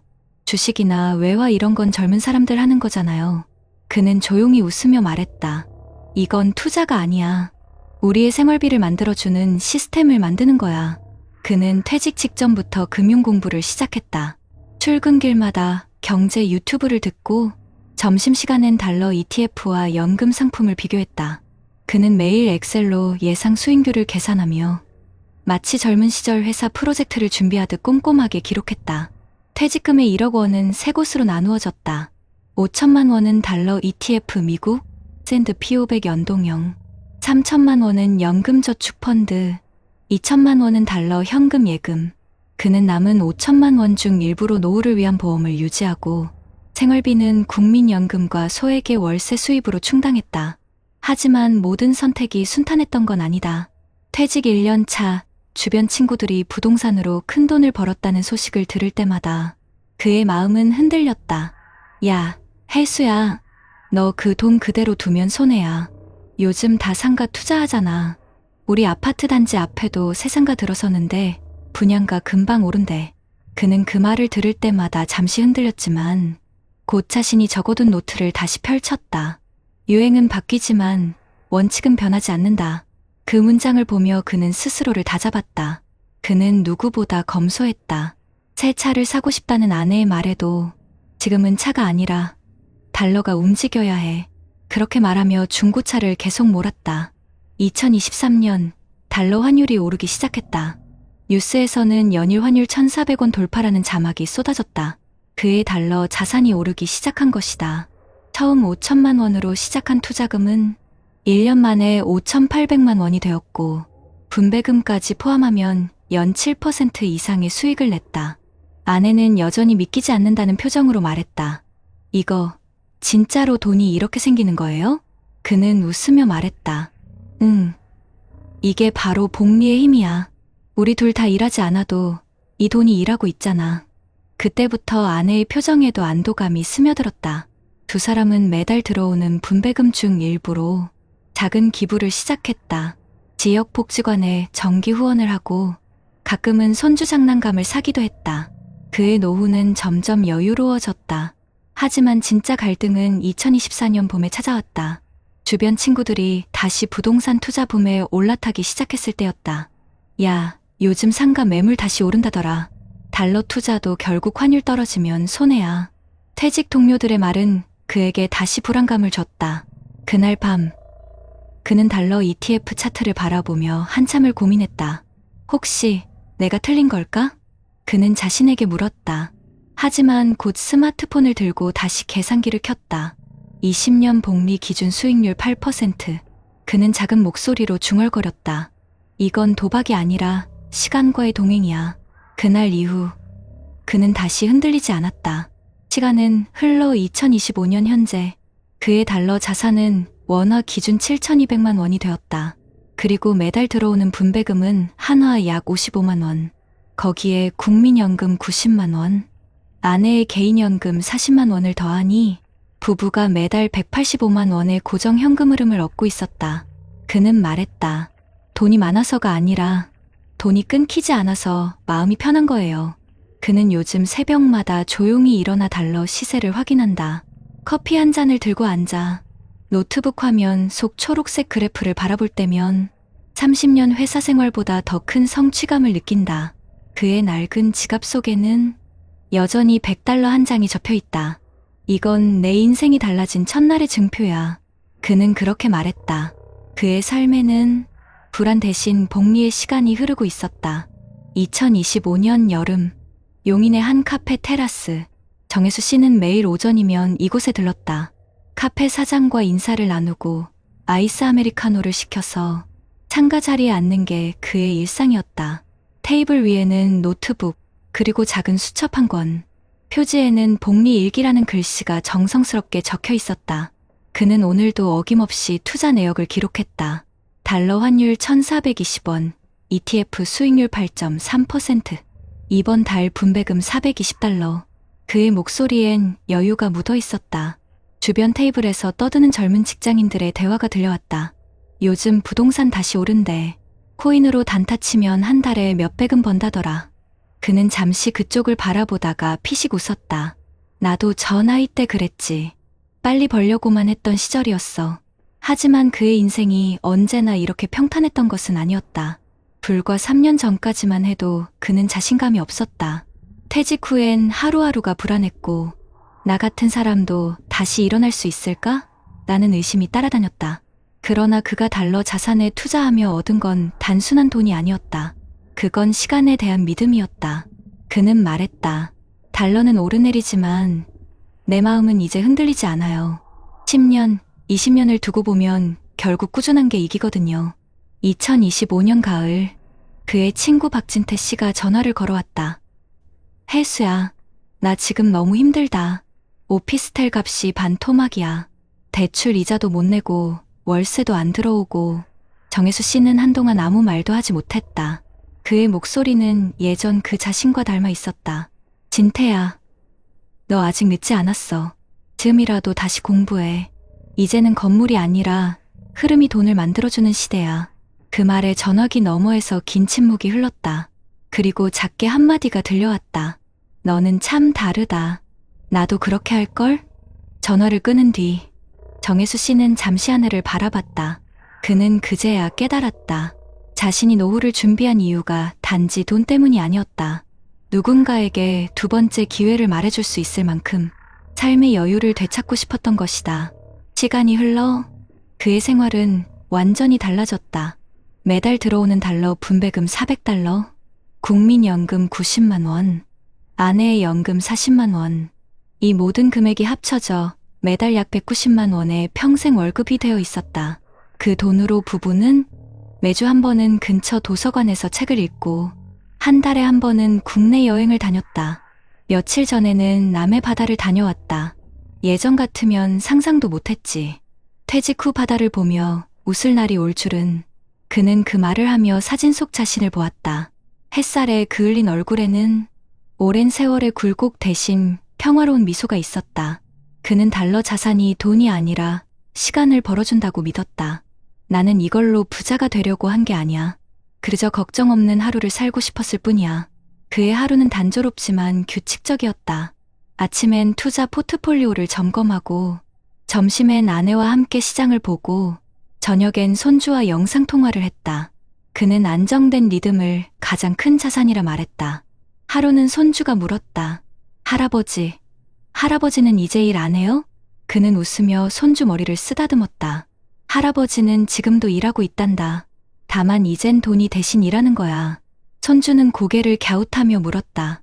돈이 일을 해요? 그는 잠시 생각하다가 대답했다. 그래. 달러는 잠도 안 자고 매일 세상을 돌아다니며 돈을 벌어온단다.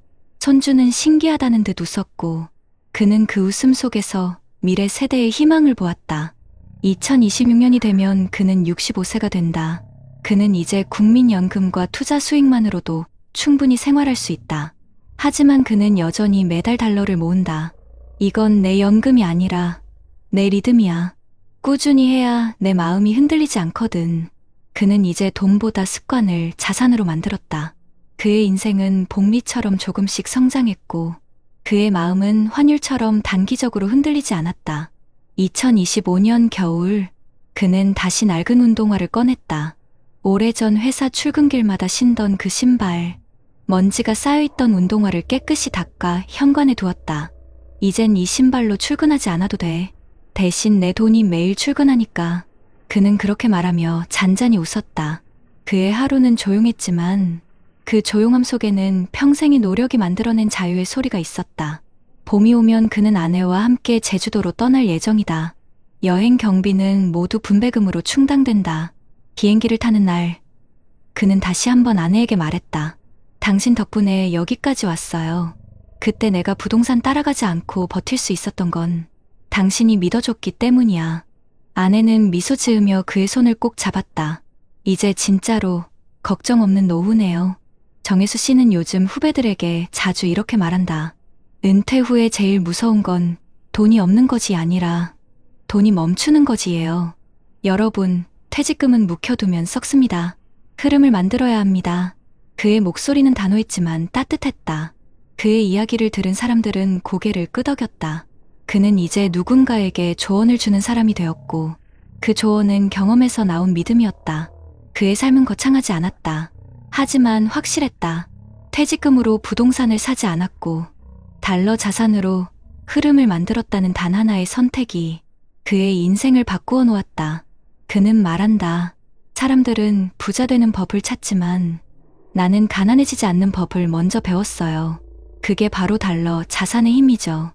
여러분, 혹시 지금도 퇴직금으로 뭘 해야 하나 고민하고 계신가요? 누군가는 건물을 남기려다 인생이 무너졌고 누군가는 달러로 평생 월급을 만들어 웃고 있습니다. 노후는 운이 아니라 선택의 결과입니다. 당신의 선택이 당신의 노년을 결정합니다. 오늘도 정혜수 씨의 현관 앞에는 다른 운동화 대신 빛나는 새 운동화 한 켤레가 놓여 있다. 그 신발은 더 이상 출근을 위한 것이 아니라 걱정 없이 걸을 수 있는 자유의 상징이었다. 여러분, 지금 대한민국 중년 세대가 마주하고 있는 현실을 보면 참으로 묵직합니다. 최근 국내 조사에 따르면 65세 이상 고령자 가구의 순자산은 평균 약 4억 5천만 원 수준이지만 저축액이 1천만 원 미만인 가구가 40%를 넘는 것으로 나타났습니다. 또 2024년에 발표된 노후준비지수에서는 재무 영역, 즉 연금과 자산준비 점수가 67점 수준으로 2019년보다 다소 개선되었지만 여전히 불안한 수준이라고 합니다. 다시 말해 많은 퇴직 예정자들이 돈이 있냐 없냐의 문제가 아니라 내 자산이 멈추면 어떻게 될까라는 근본적인 불안을 안고 산다는 뜻입니다. 이런 국내의 흐름 속에서 해외 자료들도 눈여겨볼 필요가 있습니다. 미국의 대표 지수인 S&P 500은 지난 수십 년 동안 평균 연안산 수익률이 약 8에서 10% 수준으로 분석되어 있습니다. 또 선진국 여러 나라를 대상으로 100년이 넘는 기간 동안 자본 수익률을 비교한 해외 연구에서도 주식이 주택이나 채권보다 장기적으로 더 높은 수익률을 보여왔다는 결과가 나왔습니다. 이처럼 해외 데이터는 장기 투자에서 복리의 힘과 시간이 만들어내는 차이가 얼마나 큰지를 잘 보여줍니다. 그렇다면 우리가 기억해야 할 것은 무엇일까요? 그것은 자산의 크기보다 자산이 실제로 흐르고 있느냐, 즉 꾸준히 수익을 만들어내는 구조를 갖추고 있느냐 하는 점입니다. 실제로 국내 은퇴 가구 조사에 따르면 평균 순자산이 4억 원대 중반이라 해도 중간값은 2억 원이 채 되지 않으며 연간 소득도 2천만 원 안팎에 머물고 있습니다. 이는 일부는 여유로운 노후를 보내지만 대다수는 자산은 있지만 현금 흐름이 부족한 상태로 살아간다는 뜻이기도 합니다. 결국 노후 준비에서 중요한 것은 언제까지 일할 수 있을까가 아니라 언제 일을 그만둬도 돈이 일하도록 만들어 놓았는가입니다. 국내외 통계가 말해주는 메시지는 분명합니다. 단순히 자산을 쌓는 것으로는 충분하지 않습니다. 자산이 꾸준히 움직이며 안정적인 수익을 만들어낼 때 비로소 노후의 마음이 편안해집니다. 여러분도 지금 이 순간 내 돈이 잠자고 있는지 아니면 일하고 있는지를 한번 돌아볼 때입니다. 자, 이제 본격적으로 해결책을 살펴보겠습니다. 우리나라에서 이미 시행 중인 제도부터 해외 사례까지 하나씩 짚어보면서 여러분의 노후 준비에 실제로 도움이 될 수 있는 길을 함께 확인해 보실까요? 먼저 대한민국에서는 국민연금공단을 중심으로 한 연금제도가 운영되고 있으며 기본 노후소득을 보장하기 위한 기둥입니다. 또한 이 연금 체계를 안정화하기 위한 개혁안들이 지속적으로 논의되고 있는데 예를 들어 수급자와 가입자 간 형평성을 높이고 기금 고갈 위험을 낮추려는 구조적인 개편이 추진되고 있습니다. 이러한 제도적 틀을 바탕으로 지방자치단체에서도 실질적인 노후 준비를 지원하는 프로그램이 함께 운영되고 있습니다.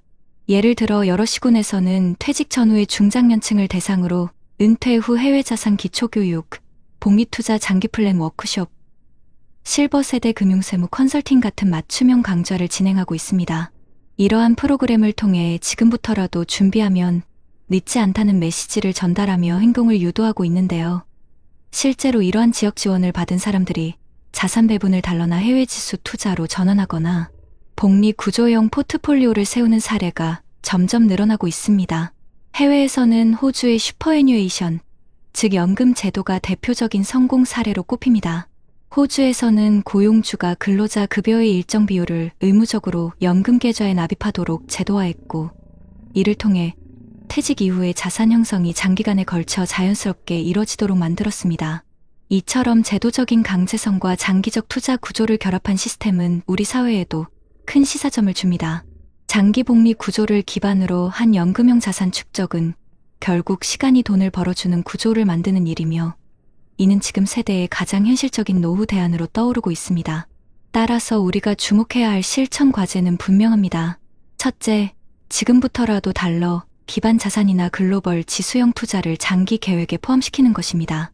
둘째, 절세형 연금 계좌나 투자 계좌를 적극적으로 활용해 복리 효과를 극대화하는 것입니다.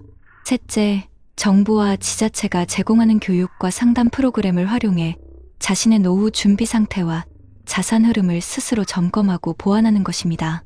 이러한 세 가지 전략이 맞물릴 때 단순히 언젠가는 준비해야지라는 막연한 생각에서 벗어나 지금 구체적으로 무엇을 해야 할까라는 실천으로 이어질 수 있습니다. 정부 역시 이런 흐름에 발맞춰 고령층의 안정적인 노후를 지원하기 위해 다양한 정책을 펼치고 있습니다. 중장년 재무설계 상담 서비스, 지자체별 은퇴 전환 프로그램, 퇴직자 금융교육 등이 그 예입니다. 서울시는 중장년을 대상으로 한 신중년 금융학교를 통해 재무와 투자 기초를 교육하고 있고, 부산과 대구에서는 은퇴 후 자산관리 11상담센터를 운영하면서 실제 투자 상품의 구조와 위험을 함께 점검해주는 시스템을 갖추고 있습니다. 이런 제도는 단순히 돈을 버는 기술을 알려주는 게 아니라 자신의 돈이 어떻게 일하는가를 스스로 이해하게 만드는 데 목적이 있습니다. 마지막으로 해외의 또 다른 사례로는 미국의 401k 제도가 있습니다. 근로자가 스스로 소득 일부를 장기 투자 계좌로 적립하면 세제 혜택을 주고 기업이 추가로 매칭 납입을 하는 방식입니다. 이렇게 장기적인 복리 구조를 제도화함으로써 근로자 개인이 노후를 자발적으로 준비할 수 있는 환경을 마련했습니다. 유럽에서도 고령화에 대응하기 위해 장기 저축형 연금 제도를 강화하고 있으며, 일본 역시 아이디커라는 개인형 연금 제도를 통해 직장인들이 세제 혜택을 받으며 장기 투자할 수 있도록 돕고 있습니다. 이처럼 전 세계의 흐름은 단순한 저축이 아니라 투자를 통한 복리 구조의 구축으로 바뀌고 있습니다. 결국 노후를 대비한다는 건 불안에 대비하는 게 아니라 시간이 일하는 시스템을 만드는 일입니다. 자산을 가만히 두는 것이 아니라 자산이 꾸준히 움직이며 현금 흐름을 만들어내는 구조를 만들어야 합니다. 지금부터라도 한 걸음만 먼저 내딛는다면 10년 후 여러분의 노후는 완전히 달라질 수 있습니다. 퇴직금이나 여윳돈을 그냥 두기보다 그 돈이 흐를 수 있는 통로를 만드는 것, 그게 바로 오늘 우리가 해야 할 일입니다. 정부의 지원과 제도의 도움을 적극 활용하면서 나의 돈이 세상의 흐름 속에서 꾸준히 자라도록 만드는 것, 그것이 바로 평생 월급이 끊기지 않는 삶으로 가는 가장 현실적인 길입니다. 어느 날의 해질녘, 낡은 운동화를 벗어놓으며 한 남자는 말했다. 이제는 다 끝났다고 생각했어요. 그는 퇴직 후 모든 걸 부동산에 걸었다가 인생의 가장 깊은 어둠 속에 떨어졌던 사람입니다. 한때는 노후엔 월세 수입이 나오겠지라 믿었지만 시장은 냉정했고 현실은 잔인했습니다. 그의 낡은 운동화는 하루하루 생계를 위해 걷던 길 위에 상처처럼 닳아 있었습니다. 하지만 그와 같은 시기에 다른 길을 걸은 또 한 사람이 있었습니다. 그는 퇴직 후 달러 자산으로 장기 투자를 시작했고 돈이 아닌 시간이 일하게 만드는 방법을 배웠습니다. 하루벌이 대신 매달 들어오는 작은 배당금이 그의 마음을 지탱했고 그 돈으로 커피 한 잔을 사 마시며 평생의 노고를 위로할 수 있었습니다. 두 사람의 차이는 단순히 돈의 액수가 아니었습니다. 한 사람은 과거의 방식에 머물렀고 다른 한 사람은 미래를 믿었습니다. 누군가는 지금 이 나이에 뭘 새로 해라며 멈춰섰고 또 다른 누군가는 이제라도 배워야지라며 천천히 걸어갔습니다. 세상은 그렇게 한 걸음의 차이로 완전히 다른 노후를 만들어냅니다. 여러분, 인생은 늘 늦은 시점에서 깨닫게 되죠. 하지만 오늘만큼은 여러분이 조금 더 일찍 깨닫길 바랍니다. 지금 가진 돈이 많든 적든 가장 중요한 건 흐름입니다. 흐르는 물은 썩지 않듯 흐르는 돈은 마음을 건강하게 합니다. 그 흐름은 복리의 마법으로, 배당의 시간으로, 혹은 절약된 한 푼의 힘으로 우리를 살게 합니다. 그리고 그 속에서 우리는 다시 한번 깨닫습니다. 나는 여전히 일할 수 있고 내 돈도 나와 함께 일할 수 있다. 한번 무너졌던 그 남자는 지금 작은 카페에서 일하며 다시 일어섰습니다. 이전엔 돈을 쫓았지만 이제는 돈이 나를 도와주게 하는 법을 배웠다고 합니다.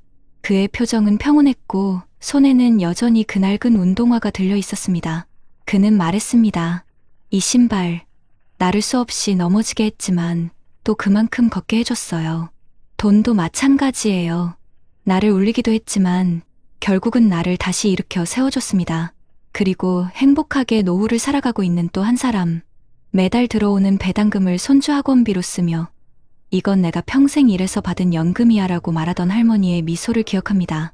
그 웃음은 단순한 여유가 아니라 준비된 인생이 주는 평온함이었습니다. 사람은 누구나 다른 속도로 늙어갑니다. 하지만 준비된 사람은 늙어도 두렵지 않습니다. 준비란 거창한 게 아닙니다. 작은 결심 하나, 꾸준한 실천 하나, 나를 위한 공부 하나가 모여 결국 삶의 방향을 바꿉니다. 그게 바로 여러분의 두 번째 산을 오르는 길입니다. 첫 번째 산이 생계를 위한 등반이었다면 두 번째 산은 마음의 평화를 위한 여행입니다. 이제 우리는 그 산으로 향해야 합니다. 여러분, 우리가 지금부터라도 달라질 수 있다면 10년 후의 우리 모습은 전혀 다른 인생으로 남을 것입니다. 한쪽은 후회로 고개를 숙이겠지만 다른 한쪽은 자신에게 고마워하며 웃을 겁니다. 그 차이는 돈이 아니라 지금의 선택이 만들어냅니다. 오늘 이 영상을 보시는 여러분, 혹시 통장을 열어볼 때마다 불안한 마음이 드시나요? 그렇다면 그것은 이제는 달라져야 한다는 신호입니다. 자산을 공부하고 연금을 챙기고 흐르는 돈의 구조를 만드는 일, 그것이 곧 나를 지키는 방법이고 가족에게 짐이 아닌 든든한 울타리가 되는 길입니다. 마지막으로 여러분께 이렇게 전하고 싶습니다. 돈은 떠나가도 준비된 사람은 절대 무너지지 않습니다. 지금 시작하세요. 늦었다는 생각이 드는 순간이 바로 가장 빠른 출발점입니다. 그리고 그 길의 끝엔 잔잔한 미소로 하루를 맞이하는 여러분이 있을 것입니다. 낡은 운동화를 신은 채 힘겹게 걷던 어제의 당신이 이제는 편안한 구두를 신고 여유롭게 산책하는 내일의 당신으로 바뀌길 진심으로 바랍니다. 그것이 이 영상을 만든 이유이며 우리 모두가 함께 꿈꾸는 따뜻한 노후의 얼굴입니다. 삶이 버겁고 길이 멀어 보여도 오늘부터 단 한 걸음이라도 내 돈이, 내 마음이 나를 위해 일하게 만들어 봅시다. 그 한 걸음이 여러분의 평생 월급이 될 테니까요.